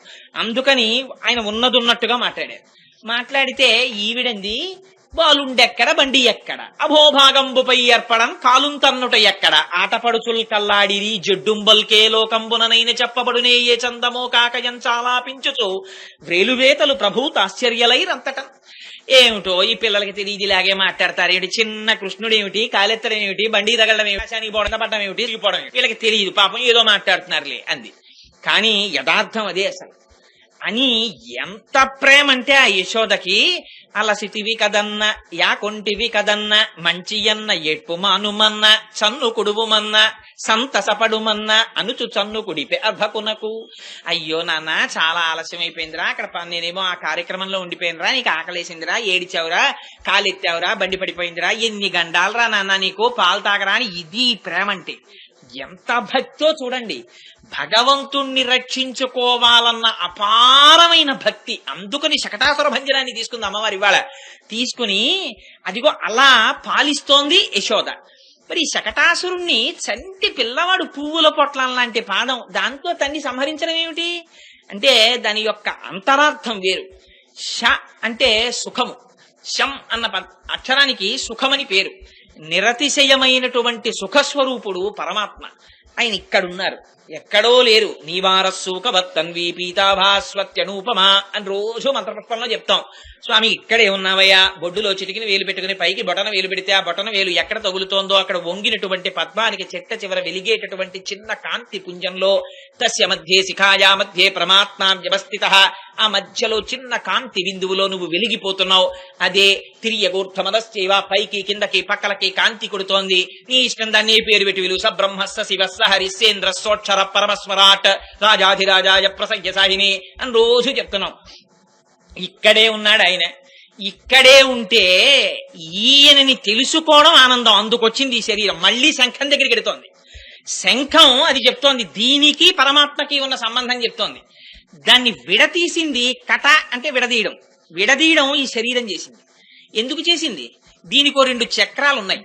ఈ 2 చక్రాలతోటి ఇది పాప ఫలము పుణ్యఫలము ఈ రెండింటినీ అందుకోవడానికి తిరుగుతుంటుంది ఈ శకటం, ఈ బండి. ఈ పాపఫలం పుణ్యఫలం అనేటటువంటి 2 చక్రాలతో తిరుగుతూ ఉంటుంది. ఈ బండి ఎంతకాలం ఉంటుందో అంతకాలం పాపం పుణ్యం ఉంటుంది. ఈ బండి ఉండడం అంటే ఏమండి ఇది అయిపోతే ఇంకా మోక్షమేనా అని కాదు. ఈ బండి యందు నీకు ఎంతకాలం లగ్నమై ఉన్నావో అంతకాలం నీకు సంసారం ఉన్నట్టే. ఎప్పుడు దీని లోపల ఉన్నటువంటి వాణ్ణి గుర్తిరిగితే ఆనాడు నువ్వు తెలుసుకోవలసినటువంటి దాన్ని తెలుసుకున్నట్టు. అది తెలుసుకోనంత కాలం, దీని మీద మోహం పెట్టుకున్నంత కాలం అది సుఖము నుంచి విడతీస్తుంది. అందుకని ఆయన్ని నమ్ముకున్నారు గోపికలు. ఆయన అంటే అపారమైన ప్రేమ. వాళ్ళకి కృష్ణుడు భగవానుడు అని తెలియదు, తెలియనక్కర్లేదు కూడా. ఇది భగవానుడు అని వాళ్ళకి తెలియదు. కానీ తెలియకుండానే వాళ్ళు భగవత్ కైంకర్యం చేశారు. ఆ చెయ్యడం చేత వాళ్ళ విరోధుల్ని సంహరించాడు, తనని తాను తన వాళ్ళకి దక్కించుకున్నాడు.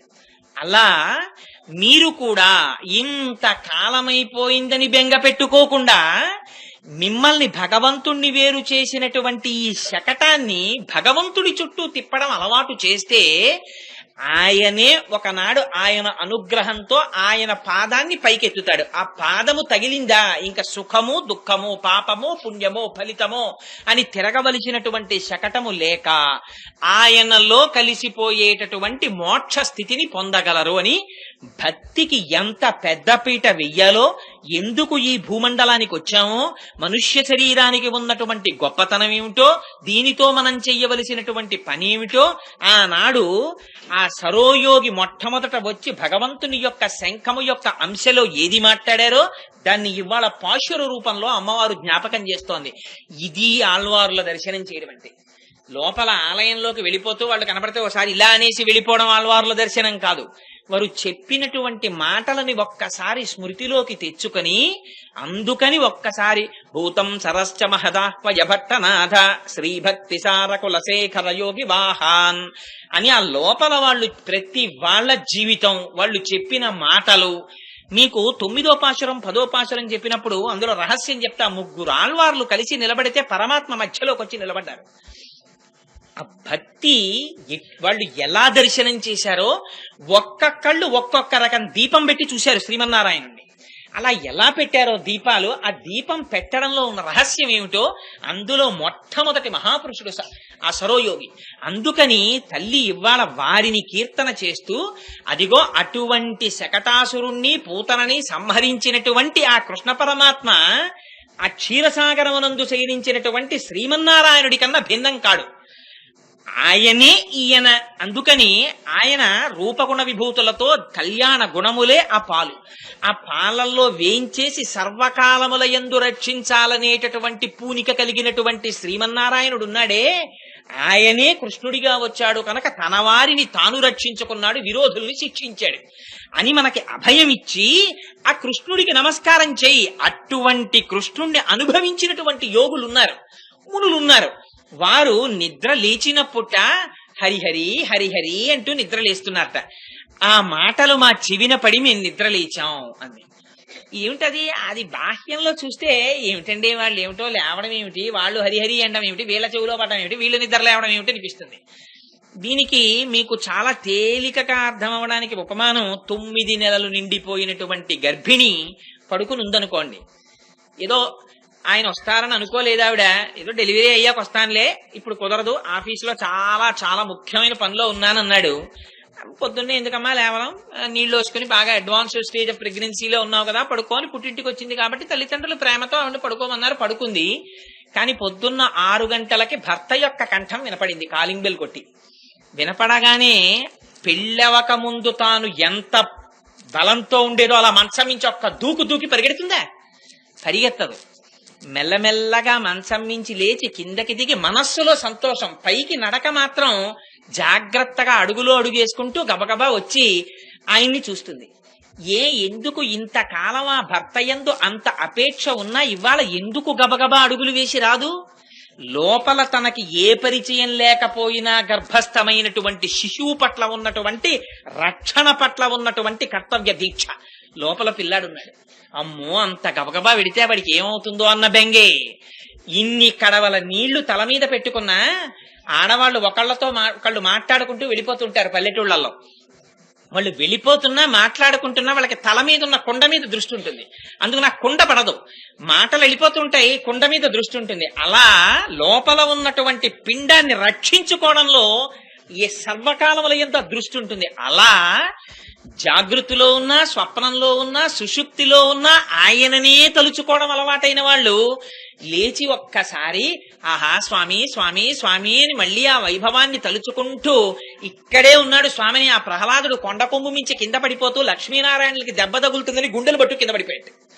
ఆయనకి దెబ్బలు తగులుతాయని కాదు, వాళ్ళకి దెబ్బలు తగులుతాయని. అందుకని వాళ్ళు వైకుంఠం నుంచి గబగబా చేతులు చాపి లక్ష్మీనారాయణలు పట్టుకున్నారు. అలా ఇక్కడే పరమాత్మని దర్శించి పొంగిపోయేటటువంటి మనస్సుతో చెప్పకుండా ఉండలేక భగవన్నామని చెప్పగలిగినటువంటి మహాయోగి పురుషులైనటువంటి వారు పలికేటటువంటి మాటలు మా చెవులలో పడి మేము నిద్రలేచాం. అంటే ఇది బాహ్య నిద్ర, తామస నిద్ర, లేకపోతే జీవితానికి ప్రయోజనం నేర్చుకోవడమా? జీవిత ప్రయోజన సిద్ధి.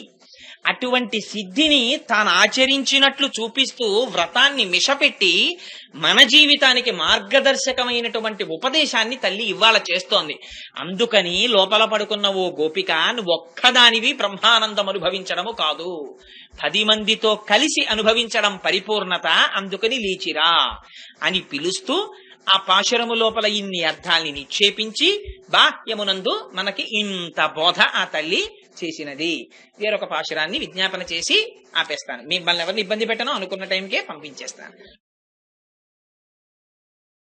పాశురంలో వారంటుంది, ఇదిగో తెల్లవారిపోయింది, భారద్వాజ పక్షులు ఒకళ్ళతో ఒకళ్ళు మాట్లాడుకుంటూ తమ తమ పనుల మీద వెళ్ళిపోతున్నారు. ఆ వెళ్ళిపోతున్నటువంటి వాళ్ళు చేస్తున్నటువంటి సవ్వడి నీ చెవులలో పడలేదా? లేచి బయటికి రా, మాతో పాటుగా ఈ వ్రతంలో కలిసి పాలు పంచుకో.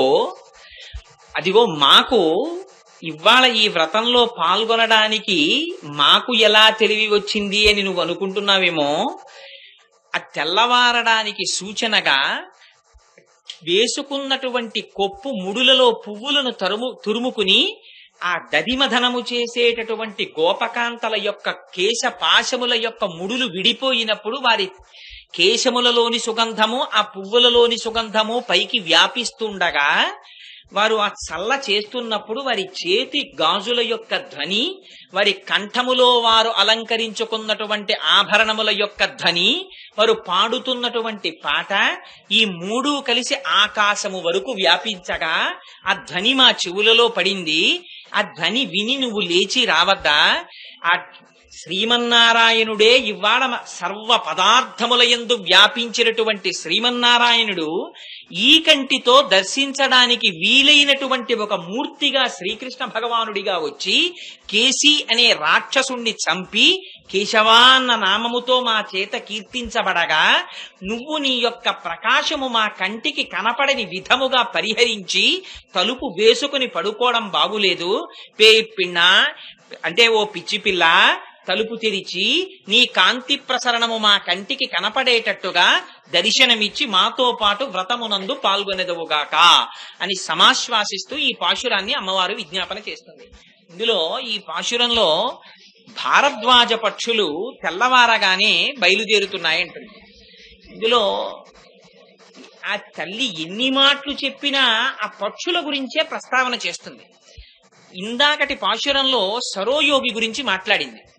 ఈ పాశురాన్ని తరువాత పాశురాన్ని రేపటి రోజు పాశురం చెప్పే ముందు ఆ వరసగా వచ్చేటటువంటి ముగ్గురు ఆళ్వార్ల గురించి చెప్పేస్తాను. ఎందుకంటే ఇప్పుడు దాన్ని తీసుకుంటే సమయం పట్టేస్తుంది కనుక ఇప్పుడు కూడా పక్షులతోనే మొదలు పెడుతోంది. అంటే ఇప్పుడు కూడా ఆళ్వార్ల గురించే మాట్లాడుతోంది. ఇప్పుడు కూడా మహాపురుషులతోనే ప్రారంభం చేస్తోంది. పూర్వం భారద్వాజ మహర్షి అని ఒక మహర్షి వేదాలన్నింటినీ చదువుకోవాలనేటటువంటి కుతూహలంతో 300 సంవత్సరముల జీవితాన్ని తీసుకున్నారు బ్రహ్మగారి దగ్గర. 300 సంవత్సరములు జీవించి వేదాధ్యయనం చేస్తే ఇప్పటికి నువ్వెంత తీర్చుకున్నావో తెలుసా అని బ్రహ్మగారు ఆ వేదాన్ని తీసి పోసి చూపిస్తే మొత్తము వేదరాశిలో 3 గుప్పిళ్లు నేర్చుకున్నారు అయినప్పటికీ. ఇంకా మొత్తం వేదరాశిని తెలుసుకోవడం ఎంత కష్టం. అటువంటిది ఈ భారద్వాజ పక్షులు రాత్రి పడుకున్నవి పొద్దున్న లేచి తమలో తాము మాట్లాడుకుంటూ వెళ్ళిపోతూ ఉండడం అంటే బాలకాండలో చూపిస్తారు దీన్ని. సీతా కళ్యాణ ఘట్టం సమయంలో వచ్చినటువంటి జాబాలి, కాశ్యపుడు, వశిష్ఠుడు మొదలైనటువంటి మహర్షులందరూ వచ్చారు. ఈ మహర్షులందరూ రాత్రి వేళ ఒక గుడారంలో ఉన్నారు. ఆ జనక మహారాజు గారి ఇంటికి వెళ్ళినప్పుడు వీళ్ళందరూ రాత్రి కూర్చుని ఏం చేస్తారండి మహర్షులు? వీళ్ళు మాట్లాడుకుంటుంటే తెల్లవారిపోయింది అన్నారు. రాత్రి కూర్చుని మహర్షులు మాట్లాడుకున్నారు అనుకోండి, ఏమిటి మాట్లాడుకుంటారు? ఒక్కసారి ఊహ చెయ్యండి. ఇప్పుడు నాలాంటి వాడు ఉన్నాడు అనుకోండి, నేను శివరాత్రి చేస్తే ఇంకో రకంగా ఉంటుంది, ఏ టీవీ చూసుకుంటూనో గడుపుతాను. కానీ మహర్షులు ఏమిటి మాట్లాడుకుంటారు? మహర్షులు ఎప్పుడు మాట్లాడుకున్నా వారి అనుభవాల్ని మాట్లాడతారు. అందుకే పురుష సూక్తం వేదాహమేతం పురుషం మహాంతం ఆదిత్య వర్ణం తమసస్తు పారే సర్వాణి రూపాణి విచిత్య ధీరః నామాని కృత్వాభివదంత్యదాస్తే అంది. మొట్టమొదటి మంత్రంలో సహస్రశీర్షా పురుష సహస్రాక్ష సహస్రపాత్స భూమిం విశ్వతో వృత్వా అత్యతిష్టర్దశాంగుళం అని ఈ బ్రహ్మాండములను దాటిపోయినటువంటి భగవానుడు ఈ కంటికి కనపడగలిగినంతటి సౌలభ్యంతో ఇక్కడకొచ్చి నిలబడ్డాడు. దీన్ని మహర్షులు దర్శనం చేసి మనకు అందించారు మొట్టమొదట. కాబట్టి వాళ్ళు ఏం మాట్లాడుకుంటారు? వాళ్ళు యోగ సమాధిలో వాళ్ళు అనుభవించినటువంటి బ్రహ్మానందమునకు సంబంధించినటువంటి విశేషాలని ఒకళ్ళతో ఒకళ్ళు పంచుకుంటూ ఉంటారు. నిజంగా అసలు అలా మాట్లాడుకుంటుంటే యథార్థానికి మనలాంటి వాళ్ళం వెళ్ళి పిలిచారనుకోండి, మనం వెళ్ళి అక్కడ కూర్చున్నాం అనుకోండి, అసలు నిజంగా చెప్పాలంటే మనకేమీ అర్థం కాదు. ఎందుకనంటే ఓసారి శంకరాచార్యుల వారు వ్యాసుల వారు మాట్లాడుకున్నారు. అలాగే మాట్లాడుకుంటే పద్మపాదాచార్యుల వారు అంతటి వారికి అర్థం కాలేదు వాళ్ళిద్దరు ఏం మాట్లాడుకున్నారు. శంకర సాక్షాత్ అని ఆ శంకరుడిగా వచ్చారు, శ్రీ మహావిష్ణువు వ్యాసులుగా వచ్చారు, మీ ఇద్దరు మాట్లాడుకుంటుంటే మాకేం అర్థం అవుతుందని పద్మపాదాచార్యుల వారు అంతటి వారు అనవలసి వచ్చింది. అందుకని ఆ మహర్షులకి తెలుస్తుంది. అటువంటి మహాపురుషులు మళ్లీ విడిపోయి లౌకికమైనటువంటి కార్యక్రమమునందు ప్రవర్తించినట్టుగా నటించి తిరిగేటప్పుడు వారు తమ అనుభవములను ఒకరితో ఒకరు పంచుకుని వెళ్ళిపోతుంటారు. ఇవాళ మార్గశీర్ష స్నానం అనేటటువంటి మిషతో నిత్య పరమేశ్వర సంశ్లేషమును అనుభవించవలసినటువంటి వారికి వినబడవలసినటువంటి మాటలవి. ఆ మాటలు నీ చెవిన పడడం లేదా? నువ్వెందుకు లేచి రాలేదు? పిచ్చి పిల్ల అని పిలిచారు. పిచ్చి పిల్ల అంటే అది దూషించడానికో నిందించడానికో లేకపోతే అధిక్షేపించడానికో వాడినటువంటి మాట కాదు. ఈ లోపల పడుకుని ఉన్నటువంటి గోపిక అపారమైనటువంటి బ్రహ్మనిష్ట కలిగి బ్రహ్మానందాన్ని పొందుతున్న గోపిక. కానీ తాను బయటికి వచ్చి మిగిలిన గోపికలతో కలిగడము చేత తన బ్రహ్మానందమునకు అంతరాయం ఏర్పడుతుందనేటటువంటి భావనతో 10 మందితో ఆ భగవంతుని యొక్క రూపగుణ విభూతుల యొక్క అనుభవాన్ని పంచుకోవడానికి ఇచ్చగించని పిల్ల. అందుకని అలా ఉండడం, ఏకాంతమునందుండడం, 10 మందితో కలియకపోవడం ప్రయోజనం కాదు. నువ్వు 10 మందితో కలియాలి, అందుకని రా అంటారు. ఇది నిజంగా కూడా మహాపురుషులు అలా వస్తారేమో అనిపిస్తుంది మనకి. లేకపోతే వాళ్ళు రావలసిన అవసరం కూడా లేదు. ఎందుచేత అంటే రమణ మహర్షి సిద్ధిని పొందినవారు. అటువంటి మహాపురుషుడు వచ్చి ఎప్పుడో ఒక్కసారి నోరు విప్పి మాట్లాడుతుండేవారు. మాట్లాడుతుంటే ఒక ఆయన వెళ్ళి అడిగారు, మీరు గొప్ప తపస్సు చేశారు, బ్రహ్మానందాన్ని అనుభవించారు, ఆత్మస్థితిని పొందారు, కానీ మీరు తిరువణ్ణామలై విడిచిపెట్టి రారు, ఈ కొండ మీద కూర్చుంటారు. ఏమిటి ప్రయోజనం ప్రపంచానికి?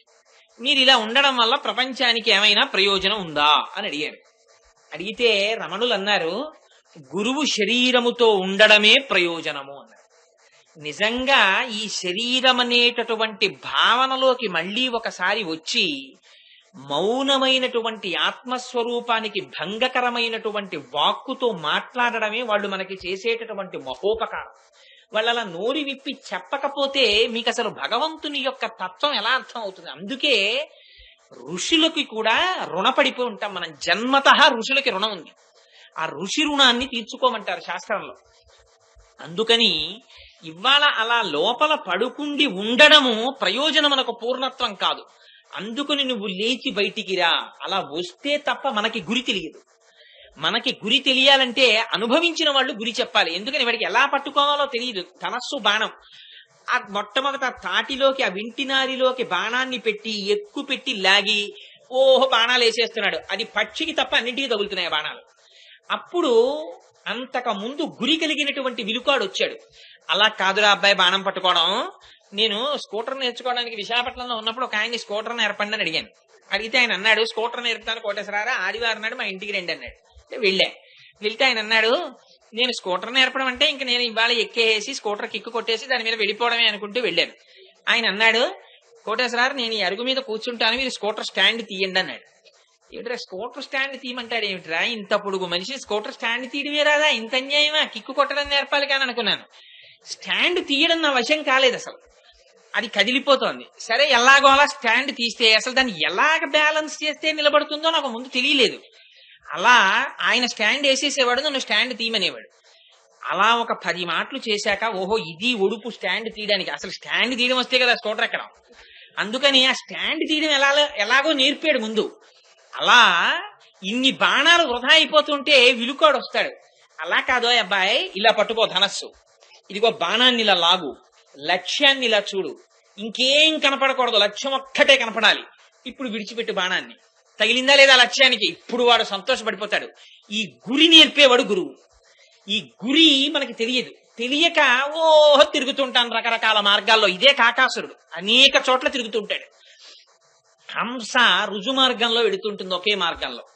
ఈ గురిని నేర్పేవాడు గురువు. ఆ గురువు బయటికి రావాలి. బ్రహ్మానందం అనుభవిస్తూ ఆయన ఒక్కడుంటే పూర్ణత మిగిలిన వాళ్ళకి ఎక్కడి నుంచి వస్తుంది? అందుకని నువ్వు ఒక్కదానివే అనుభవించడం కాదు, బయటికి రా. వచ్చి మాతో కూడు, మాతో కలిసిన నాడు వ్రతమునకు సిద్ధి. అందుకని బయటికి రమ్మని పిలుస్తున్నారు. పిలిచి ఆ గోపికతో ఒక మాట చెప్తున్నారు. నువ్వు బయటికి రావడం లేదు, అదిగో నీకు ఆ శబ్దం వినపట్టం లేదా? ఏ శబ్దం అంటేట, ఆ గోపకాంతలు దధిమథనం చేసేటప్పుడు, అంటే పెరుగు చిలికేటప్పుడు, ఆ రోజుల్లో కృష్ణుడు పుట్టడమే సరి పాడి పెరిగిపోయింది. ఎందుకు పెరిగిపోయింది అంటే పోతన గారు చాలా చమత్కారంగా చెప్పారు భాగవతంలో. కంచుకములు తలకట్లును కాంచన భూషాంబరములు మెరయ్యగా గోపకు లేతించిరి మంచి పదార్థములు కొనుచు మాధవు చూడన్నారు. అప్పటికి పేరు పెట్టలేదే కృష్ణుడికి, అప్పుడే పుట్టాడు ఆయన. పుట్టగానే ముందు ఆడవాళ్ళందరూ పరిగెత్తారు కృష్ణుడిని చూడడానికి. అంతే కదండి సహజం. పక్కింట్లో పిల్లాడు పుట్టాడంటే నువ్వు వంట చేసుకొని నేను వెళ్ళి చూసొస్తాను మగాయన ఎడితే అసందర్భంగా ఉంటుంది. ఆడవాళ్లు లోపలికి వెళ్ళాలి ప్రసూతి గృహంలోకి, మగవాళ్లు లోపల భగవంతుడి పాదాలు పట్టుకుని ప్రార్థన చేసి ఆ వంశాంకురమునకు జన్మనిచ్చినటువంటి తల్లిదండ్రులు దీర్ఘాయుష్మంతులై వాళ్ళ కలలు సాఫల్యమును ఇయ్యగలిగినటువంటి కొడుకుగా వర్ధిల్లుగా కాని బయట నిలబడి ఈయన ప్రార్థన చేస్తాడు. అందుకని ఆడవాళ్లు ముందెళ్లారు. తర్వాత వెళ్లే మగవాళ్ళందరూ ఎలా వెళ్లారో తెలుసా అండి కృష్ణుడిని చూడడానికి? ఆడవాళ్లు వెళ్ళేటప్పుడు సంబరం చాలా చిత్రంగా చెప్పారు పోతన గారు. ఏమి నోము ఫలము ఇంత ప్రొద్దక వార్త వింటిమ బలలార వీనులలరా, మన యశోద చిన్ని మగవానిక నెనట చూచి వర్తమమ్మ సుదతులార, చక్కనివాడు చిక్కినాడు నలనివాడు అలరివాడు చల్లనివాడు దక్కినాడు, ఏ పూర్వ పుణ్యమో ఏ నోము ఫలమో అని. అబ్బో చూసొచ్చిన వాళ్ళు చెప్పుకోరండి, పిల్లాడు అచ్చు వాళ్ళ నాన్నగారి పోలికండి, తెల్లగా ఉన్నాడు. గోవిందబాబు గారు అమ్మాయి వచ్చి ఇక్కడ కూర్చుంది అనుకోండి గడప మీద, గోవిందబాబు గారి లాగే తెల్లగా ఎలా ఉందో చూడండి ఆ పాప అని చెప్పి చెప్పుకోం. అలా ఆ నల్లగా ఉన్నాడు, చల్లగా ఉన్నాడు, చక్కగా ఉన్నాడు ఆ పిల్లాడని చెప్పి చెప్పుకున్నట్టుగా వీళ్ళందరూ చెప్పుకుంటున్నారు. కానీ గోపాల బాలురు వచ్చేటప్పుడు అలా రాలేదుట. కంచుకములు తలకట్లును కాంచన భూషాంబరములు మెరయ్యగా గోపకు లేతించిరి మంచి పదార్థములు కొనుచు మాధవు చూడన్. మాధవుణ్ణి చూడ్డానికి అన్నారు పోతన గారు. మాధవుడు ఏమిటి? ఆయనకి ఎవరు పెట్టారు పేరు? మాధవుడని పెట్టారా పేరు? ఎవరు పెట్టలేదే, అప్పుడే పుట్టాడు. మాధవుడు ఏమిటి? మాం అంటే లక్ష్మీదేవి. ఆ మాకి ధౌడు, ఆయన లక్ష్మీపతి. లక్ష్మీపతి పుడితే లక్ష్మి లేకుండా ఉంటుందా అక్కడ? అందుకని నిత్యానపాయని ఆయన ఎక్కడికెడితే ఆవిడ వెనకాల వచ్చేస్తుంది. అందుకని ఆవిడ కూడా ఆయన వెనకాతలే వచ్చేసింది. ఇది నిన్నటి రోజున యమునా నది రేవు గుర్తుగా కలిగిన వాడంటారు. శ్రీ మహావిష్ణువు వెడితే ఆయన వెంట వెళ్ళిపోయేవి కొన్ని ఉంటాయి. ఆయనతో పాటు విరజానది వస్తుంది. ఆయన రాముడిగా వస్తే గోదావరిగా వచ్చింది, ఆయన కృష్ణుడిగా వస్తే యమునా నదిగా వచ్చింది. అందుకని అదొక గుర్తు ఆయనకి. అందుకని యమునా నది సైకతములను గుర్తుగా కలిగిన వాడు అన్నారు నిన్నటి పాశురంలో. ఇవాల్టి పాశురంలో అమ్మవారు ఆయన్ని చూడండి ఎంత చిత్రమైన మాట అన్నారంటే, మంచి పదార్థములు కొనుచు మాధవు చూడన్. లక్ష్మీపతిని చూడటానికి ఎడుతున్నారు కాబట్టి మంచి పదార్థములు కొనుచు. ఆ ఐశ్వర్య కటాక్షం కూడా చేతుల్లో కనపడింది యజమానుల దగ్గర. ఇచ్చేటప్పుడు యజమాని దానం చెయ్యాలి, భార్య శుశ్రూష చెయ్యాలి. ఆ శుశ్రూష చేసేటప్పుడు ఇంటి యజమానురాలు కూతుర్ని దగ్గర పెట్టుకోవాలి, దానం చేసేటప్పుడు తండ్రి కొడుకుని దగ్గర పెట్టుకోవాలి. ఎందుకనంటే అసలు వంశమునకు కీర్తి ప్రతిష్ట అక్కడ ఉంటాయి. ఇంటికి ఎవరైనా మహాపురుషులు వచ్చారనేటప్పటికీ ఆ ఇంటి కోడలు గబగబా వచ్చి ఒక గ్లాసుడు పాలు తీసుకొచ్చి ఇచ్చి వారి పాదములకు నమస్కారం చేస్తే మహోత్తమమైనటువంటి సంస్కారము కలిగిన ఇల్లని వారు లోపల సంతోషిస్తారు. ఊరక రారు మహాత్ములు వా రథముల ఇండ్ల కడకు వచ్చుటలెల్లని కారణము మంగళములకు, నీరొచ్చుట శుభము మాకు నిజము మహాత్మ అంటాడు నందుడు. అసలు రావడమే పుణ్యం. వాళ్ళు వచ్చారు, వస్తే ఈ సంస్కారం రావాలి. అందుకని కూతురు చెడుగైన మాత తప్పు, కొడుకు చెడుగైన తండ్రి తప్పు, అశ్వంబు చెడుగైన అశ్వారోహకుని తప్పు, రాజ్యంబు చెడుగైన రాజు తప్పు. ఎవరిది ఏ తప్పో చెప్పేసింది శాస్త్రం. అందుకని ఆ తల్లి శుశ్రూష నేర్పాలి కూతురికి, తండ్రి కొడుకుని పక్కన పెట్టుకుని దానం చెయ్యాలి. లేకపోతే నాన్నగారు ఏం దానాలు చేశారో మరి నాకు తెలియదని మా నాన్నగారు ఏమైనా ఇస్తుంటారేమో అన్నది అలవాటు అయిపోతే వీడికి ఇవ్వడం అన్నది చేత కాదు. అది చేత కాకపోతే వంశము యొక్క కీర్తి ప్రతిష్టలు పెరగడం, మహాపురుషులు జన్మించడం జరగదు. ఎందుచేతన అంటే ఆ వంశంలో జరగట్లేదు కాబట్టి పుణ్యకార్యం. అందుకని మంచి పదార్థములు కొనుచు మాధవు చూడన్. గోపాల బాలురు పట్టుకెళ్ళారట పదార్థాలు. పట్టుకుని ఆ గోపకులందరూ నందుణ్ణి చూడ్డానికి వెళ్ళారట. అందుకని ఆయన వెనకాతలే లక్ష్మీదేవి వస్తుంది. వచ్చినప్పుడు మరి అక్కడ ఆవులు కూడా వాళ్ళకి ఐశ్వర్యం ఏమిటి? పాడి పంట. అందుకని కృష్ణుడు పుట్టగానే క్రేళ్లురికె మసలిలేగలు మల్లడిగొని రంకెలిడియ మదవృషభంబుల్ పెళ్ళున ముదుగుల పొదుగుల చల్లించన్ పాలు బాలు సంభవ వేళం. సేరు పాలిచ్చే ఆవు 10 సేర్ల పాలిచ్చేయడం మొదలెట్టింది. ఎందుకని పుట్టినవాడు లక్ష్మీనాథుడు పుట్టాడు. లక్ష్మి ఐశ్వర్యంలోంచే రావాలి.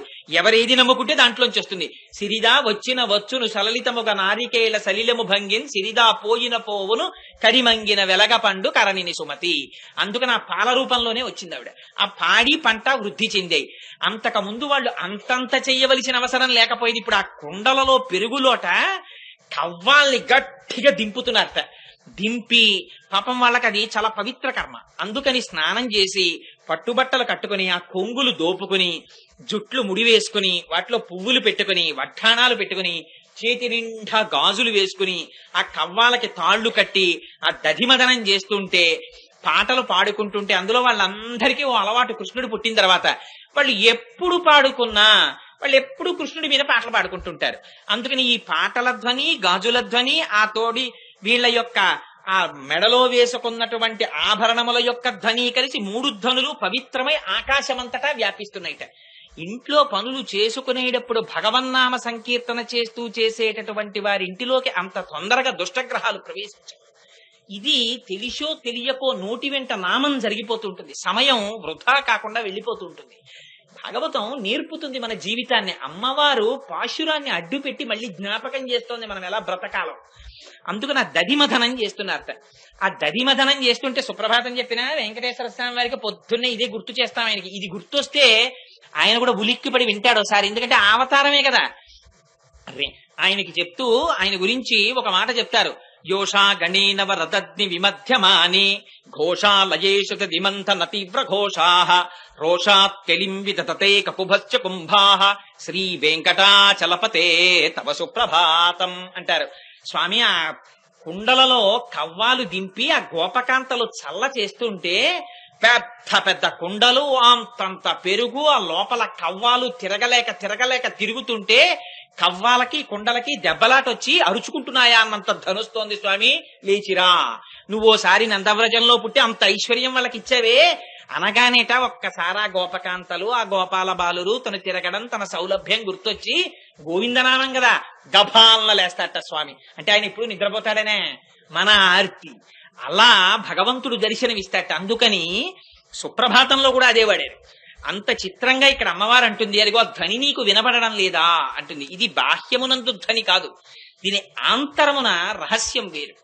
మొట్టమొదట విడిపోయినది కొప్పు. కొప్పు విడిపోయి సుగంధం వస్తోంది. ఎందుకని కొప్పులో పువ్వులు ఉన్నాయి కనుక. జుత్తు మోహానికి గుర్తు. అపారమైనటువంటి శారీరక తాదాత్మ్యతకి సౌందర్య ఆకర్షణకి తలనీలాలు గుర్తు. వాడు చొక్కాకి గుండీలన్నా పెట్టుకోడు కానీ తలకాయ మాత్రం దూకుంటాడు. ఈ శరీరం ముడతలు పడిపోయినా బాధ లేదు కానీ దీనికి రంగు మాత్రం వేసేసుకుంటాడు. చొక్కా ఉతుక్కోవడం అన్నా మరిచిపోతాడు కానీ ఇది వెలిసిపోతే మాత్రం ఎంత బెంగ పెట్టుకుంటాడో. అంటే నేను ఎవరిని ఉద్దేశించి అనడం లేదు స్వామి. అందుకని ఈ జుత్తు తెల్లబడుతుంటుంది. భగవానుడు జ్ఞాపకం చెయ్యాలంటే పాపం ఆయన కూడా కొన్ని సిగ్నల్స్ పెట్టుకున్నాడు. వీడికి అన్నింటికన్నా మమకారం ఈ జుత్తు మీద కదరా, ఫోన్లే పాపం దీన్ని తెలుపు చేసేద్దాం, తెలుపులోంచి కదా అన్ని వచ్చాయి, తెలుపులోకి అన్ని వెళ్ళిపోవాలి కదా మళ్ళీని. అబ్బాయి ఎందులోంచి వచ్చావో అందులోకి మళ్ళీ వెళ్ళిపోయే టైం వచ్చేస్తోందిరా, ఎందుకు వచ్చావో మర్చిపోయావురా అని గుర్తు చేసుకుంటాడేమో దువ్వుకునేటప్పుడు. అని ఆయన తెలుపు చేస్తే వీడు అమాయకుడా వీడు తలుపు చేసుకుంటాడు. అందుచేత చిత్రం ఏమిటంటే అక్కడ ఆ జుత్తు వ్యామోహానికి గుర్తు. లేకపోతే తిరుమల పెడితే తలనీలాలకి ఎందుకండి? ఇన్ని కోట్ల బ్రహ్మాండాల్ని సృష్టించినటువంటి వాడికి దిక్కుమాలిన వెంట్రుకలు తక్కువ వచ్చాయి ఆయనకి. మనం వెంట్రుకలు ఇచ్చి చాలా బాధపడిపోవడం అంటే మహానుభావులు మీలాంటి వారు కాదనుకోండి, ఇదేంటి ఎందుకు వచ్చిందిరా అని చెప్పేసి ఓహో తల తడువుకుంటూ ఉండడం. ఎందుకు ఆయనకి ఆ వెంట్రుకలు? ఆయన ఆ వెంట్రుకలన్నీ తీసుకుని ఆయనకి ఎందుకు వచ్చింది? ఆ ఘంటసాల గారు ఒక అద్భుతమైన పాట కూడా పాడారు. ఆ చిడిముడి చేనంది సిగపాయ చేనంది చిడిముడి చేసేవా నవ్యచిద్విలాస అని. ఏమిటయా నీకు ఈ ఆనందం? మా సిగపాయ చేత్తో పట్టుకుని ఓ చిరునవ్వు నవ్వుతూ ఏమిటయా వెంకటాచలపతి అల్లరి అని స్తోత్రం చేశారు ఆయన మీద. అంటే ఆయన కోరుకునేది ఇతరం కాదు, ఆయన అడిగేది ఒరే మోహం సంసారమునందు కదా పెట్టుకున్నావు, దానికి గుర్తుగా ఈ తలనీలాలు నల్లగా వ్యామోహానికి గుర్తు కదా, ఇవి పరమాత్మ పాదముల యందు సమర్పించడం. స్వామి నీ పాదముల యందు వ్యామోహమును పొంది ఉన్నానని చెప్పడం. తప్ప ఇలా తీసేసిన దగ్గర నుంచి బెంగెట్టుకుని పైకొచ్చి, నేను చూశాను కొంతమందిని దెబ్బలాడుకునే వాళ్ళు ఉన్నారు ఇందులో. ఏంటి, ఆయనకి ఒంట్లో బాగులేనప్పుడు ఆవిడికి ఒంట్లో బాగులేనప్పుడు స్వతంత్రంగా మొక్కేస్తుంటారు. మా ఆయన్ని తీసుకొచ్చి తలనీలా ఇప్పించేస్తారు.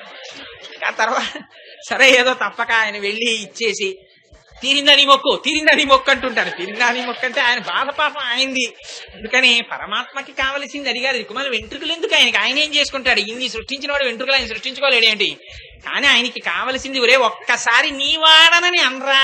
సకృదేవ ప్రపన్నాయ తవాస్వీతి చయాచతే అభయం సర్వభూతేభ్యో దదామ్యేత ప్రతమమ. నేను నీవాడని అనరా, బుద్ధి ఇచ్చాను కదరా, అంటే చాలరా నేను రక్షిస్తాను రా అంటాడు. అలా ఎలా అంటాను స్వామి అని మనం అంటాం. పోన్లేరా అలా అనకపోతే ఇలా తల ఉంచి ఒక్కసారి తలనీలాలు తీసేయి. స్వామి నీ యందు నాకు వ్యామోహమును గభాలను వచ్చి పట్టుకుంటాను రా, కాకలించుకుంటాను రా అంటాడు ఆయన.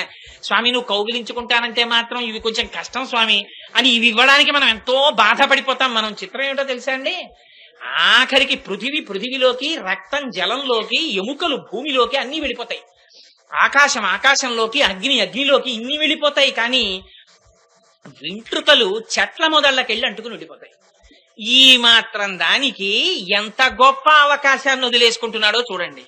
అందుకని ఈ వ్యామోహాన్ని దీని మీద పెట్టుకోకురా, ఈ వ్యామోహాన్ని సంసారం మీద పెట్టకరా. ఇది ఎంతసేపు ఉంటుంది? ఆయన ఉన్నంతసేపు ఇది ఉంటుంది, ఇది ఉన్నంతసేపు సంసారం ఉంటుంది. ఆయన వెళ్ళిపోతే ఇది లేదు, ఇది లేకపోతే సంసారం లేదు. అక్కడతో డిస్కనెక్ట్ అయిపోయిందంతే. ఇంతకు ముందు ఎంత ఒంటరిగా వచ్చాడో మళ్ళీ అంత ఒంటరిగా వెళ్ళిపోతాడంతే బయటికి. అందుకని ఒక్కసారి లోపలున్న వాడి పాదాలు పట్టుకుంటాననే అనరా అని మళ్ళీ అమ్మవారు కూడా పాపం అంతే ఆర్తి, ఆ గోదాదేవి కూడా. అందుకని దాంతో ప్రారంభించింది. ఈ జ్ఞానము కలగడం పువ్వుతో సంకేతం. ఈ పువ్వుని, ఈ జ్ఞానాన్ని, ఈ వ్యామోహాన్ని పరమాత్మ పాదముల యందు పెట్టుకో. ఇది కొప్పు విడిపోవడం, ఆ పువ్వులు వాసన దిగ్దిగంతముల యందు వ్యాపించి దధిమధనము చెయ్యడం అంటే మీకు ఎన్నో మార్లు చెప్పి ఉన్నాను. భగవంతుని యొక్క రూపగుణ విభూతులను సంతతము లోపల బుద్ధి అనేటటువంటి కర్వంతో, భక్తి అనేటటువంటి త్రాటితో మథనము చెయ్యడమే దానిలోంచి ఆవిర్భవించేటటువంటి శుద్ధమైనటువంటి భక్తి. భగవంతుణ్ణి విడిచిపెట్టి ఉండలేని శుద్ధ సత్త స్వరూప జ్ఞానమే వెన్న అని. అందుకని అదే కవ్వం పెట్టి చిలికి ఇక్కడ వెన్నని పొందడం. అలా పొందడంలోట హస్తాభరణముల యొక్క ధ్వని వినపడుతోంది. ఇది మళ్ళీ తిరుప్పావై చివరి పాశురాల్లోకి వెళ్ళినప్పుడు అడుగుతుంది ఆవిడ, మాకు గాజులు కావాలి అని హస్తాభరణాలను అడుగుతుంది. ఈ అడగడంలో ఒక రహస్యం ఉంది. చేతులకి గాజులు వేస్తారు. ఈ గాజులు మగవాళ్ళకి వేయరు, ఆడవాళ్ళకి వేస్తారు. మళ్ళీ ఇదంతా పక్షపాతం, మగాళ్ళు గాజులు వేసుకోరు, ఆడవాళ్ళని గాజులు వేసుకోమంటారు. దానికోసం కాదు, పెద్దలు ఏదైనా పెడితే దానికి ఒక గొప్ప నియమం పెట్టారు. గాజు ఎందుకు వేస్తారంటే, భార్య భర్త పెళ్లి పీటల మీద కూర్చున్నప్పుడు కూడా వారి పక్కన కూర్చోడానికి వీల్లేదు, మధ్యలో తెరడ్డు పెడతారు. భగవానుణ్ణి పొందడానికి మధ్యలో అజ్ఞానం అనేటటువంటి తెర అడ్డుగా నించుంటుంది. కన్న తండ్రి గురువై ఎవరిని పొందాలో వారిని పొందమని సూచిస్తాడు. అది అంగీకరిస్తే తెర లేచిపోతుంది. అయితే ఆ చెయ్యి పట్టుకుంటాడు, మొట్టమొదట పాణిగ్రహణం చేస్తాడు. పాణిగ్రహం అంటే అరచేతిని అరచేతితో పూర్తిగా రాసి పట్టుకుంటారు. పట్టుకుంటే దాన్ని పాణిగ్రహణం అంటారు. ఆ పాణిగ్రహణం చేస్తే పరమేశ్వరుని యొక్క చెయ్యి పట్టినట్టు. అందుకని యోమే భర్త సమే గురుహు, భర్త ప్రత్యక్ష దైవం.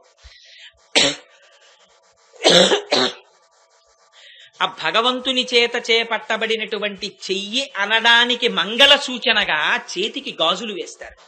ఈ గాజుల యొక్క ధ్వని భగవంతుని చేత చేపట్టబడినటువంటి చెయ్యి అన్నదానికి గుర్తు. అందుకని గాజుల యొక్క చేతి ధ్వని వినపడుతోంది అంటే భగవంతుని యొక్క పాణిగ్రహణం, భగవంతుడి యొక్క చేతిని అందిబుచ్చుకున్నటువంటి ఆ ప్రయోజనాన్ని పొందినటువంటి తాదాత్మ్యతని అనుభవించడం, అది గాజుల ధ్వని.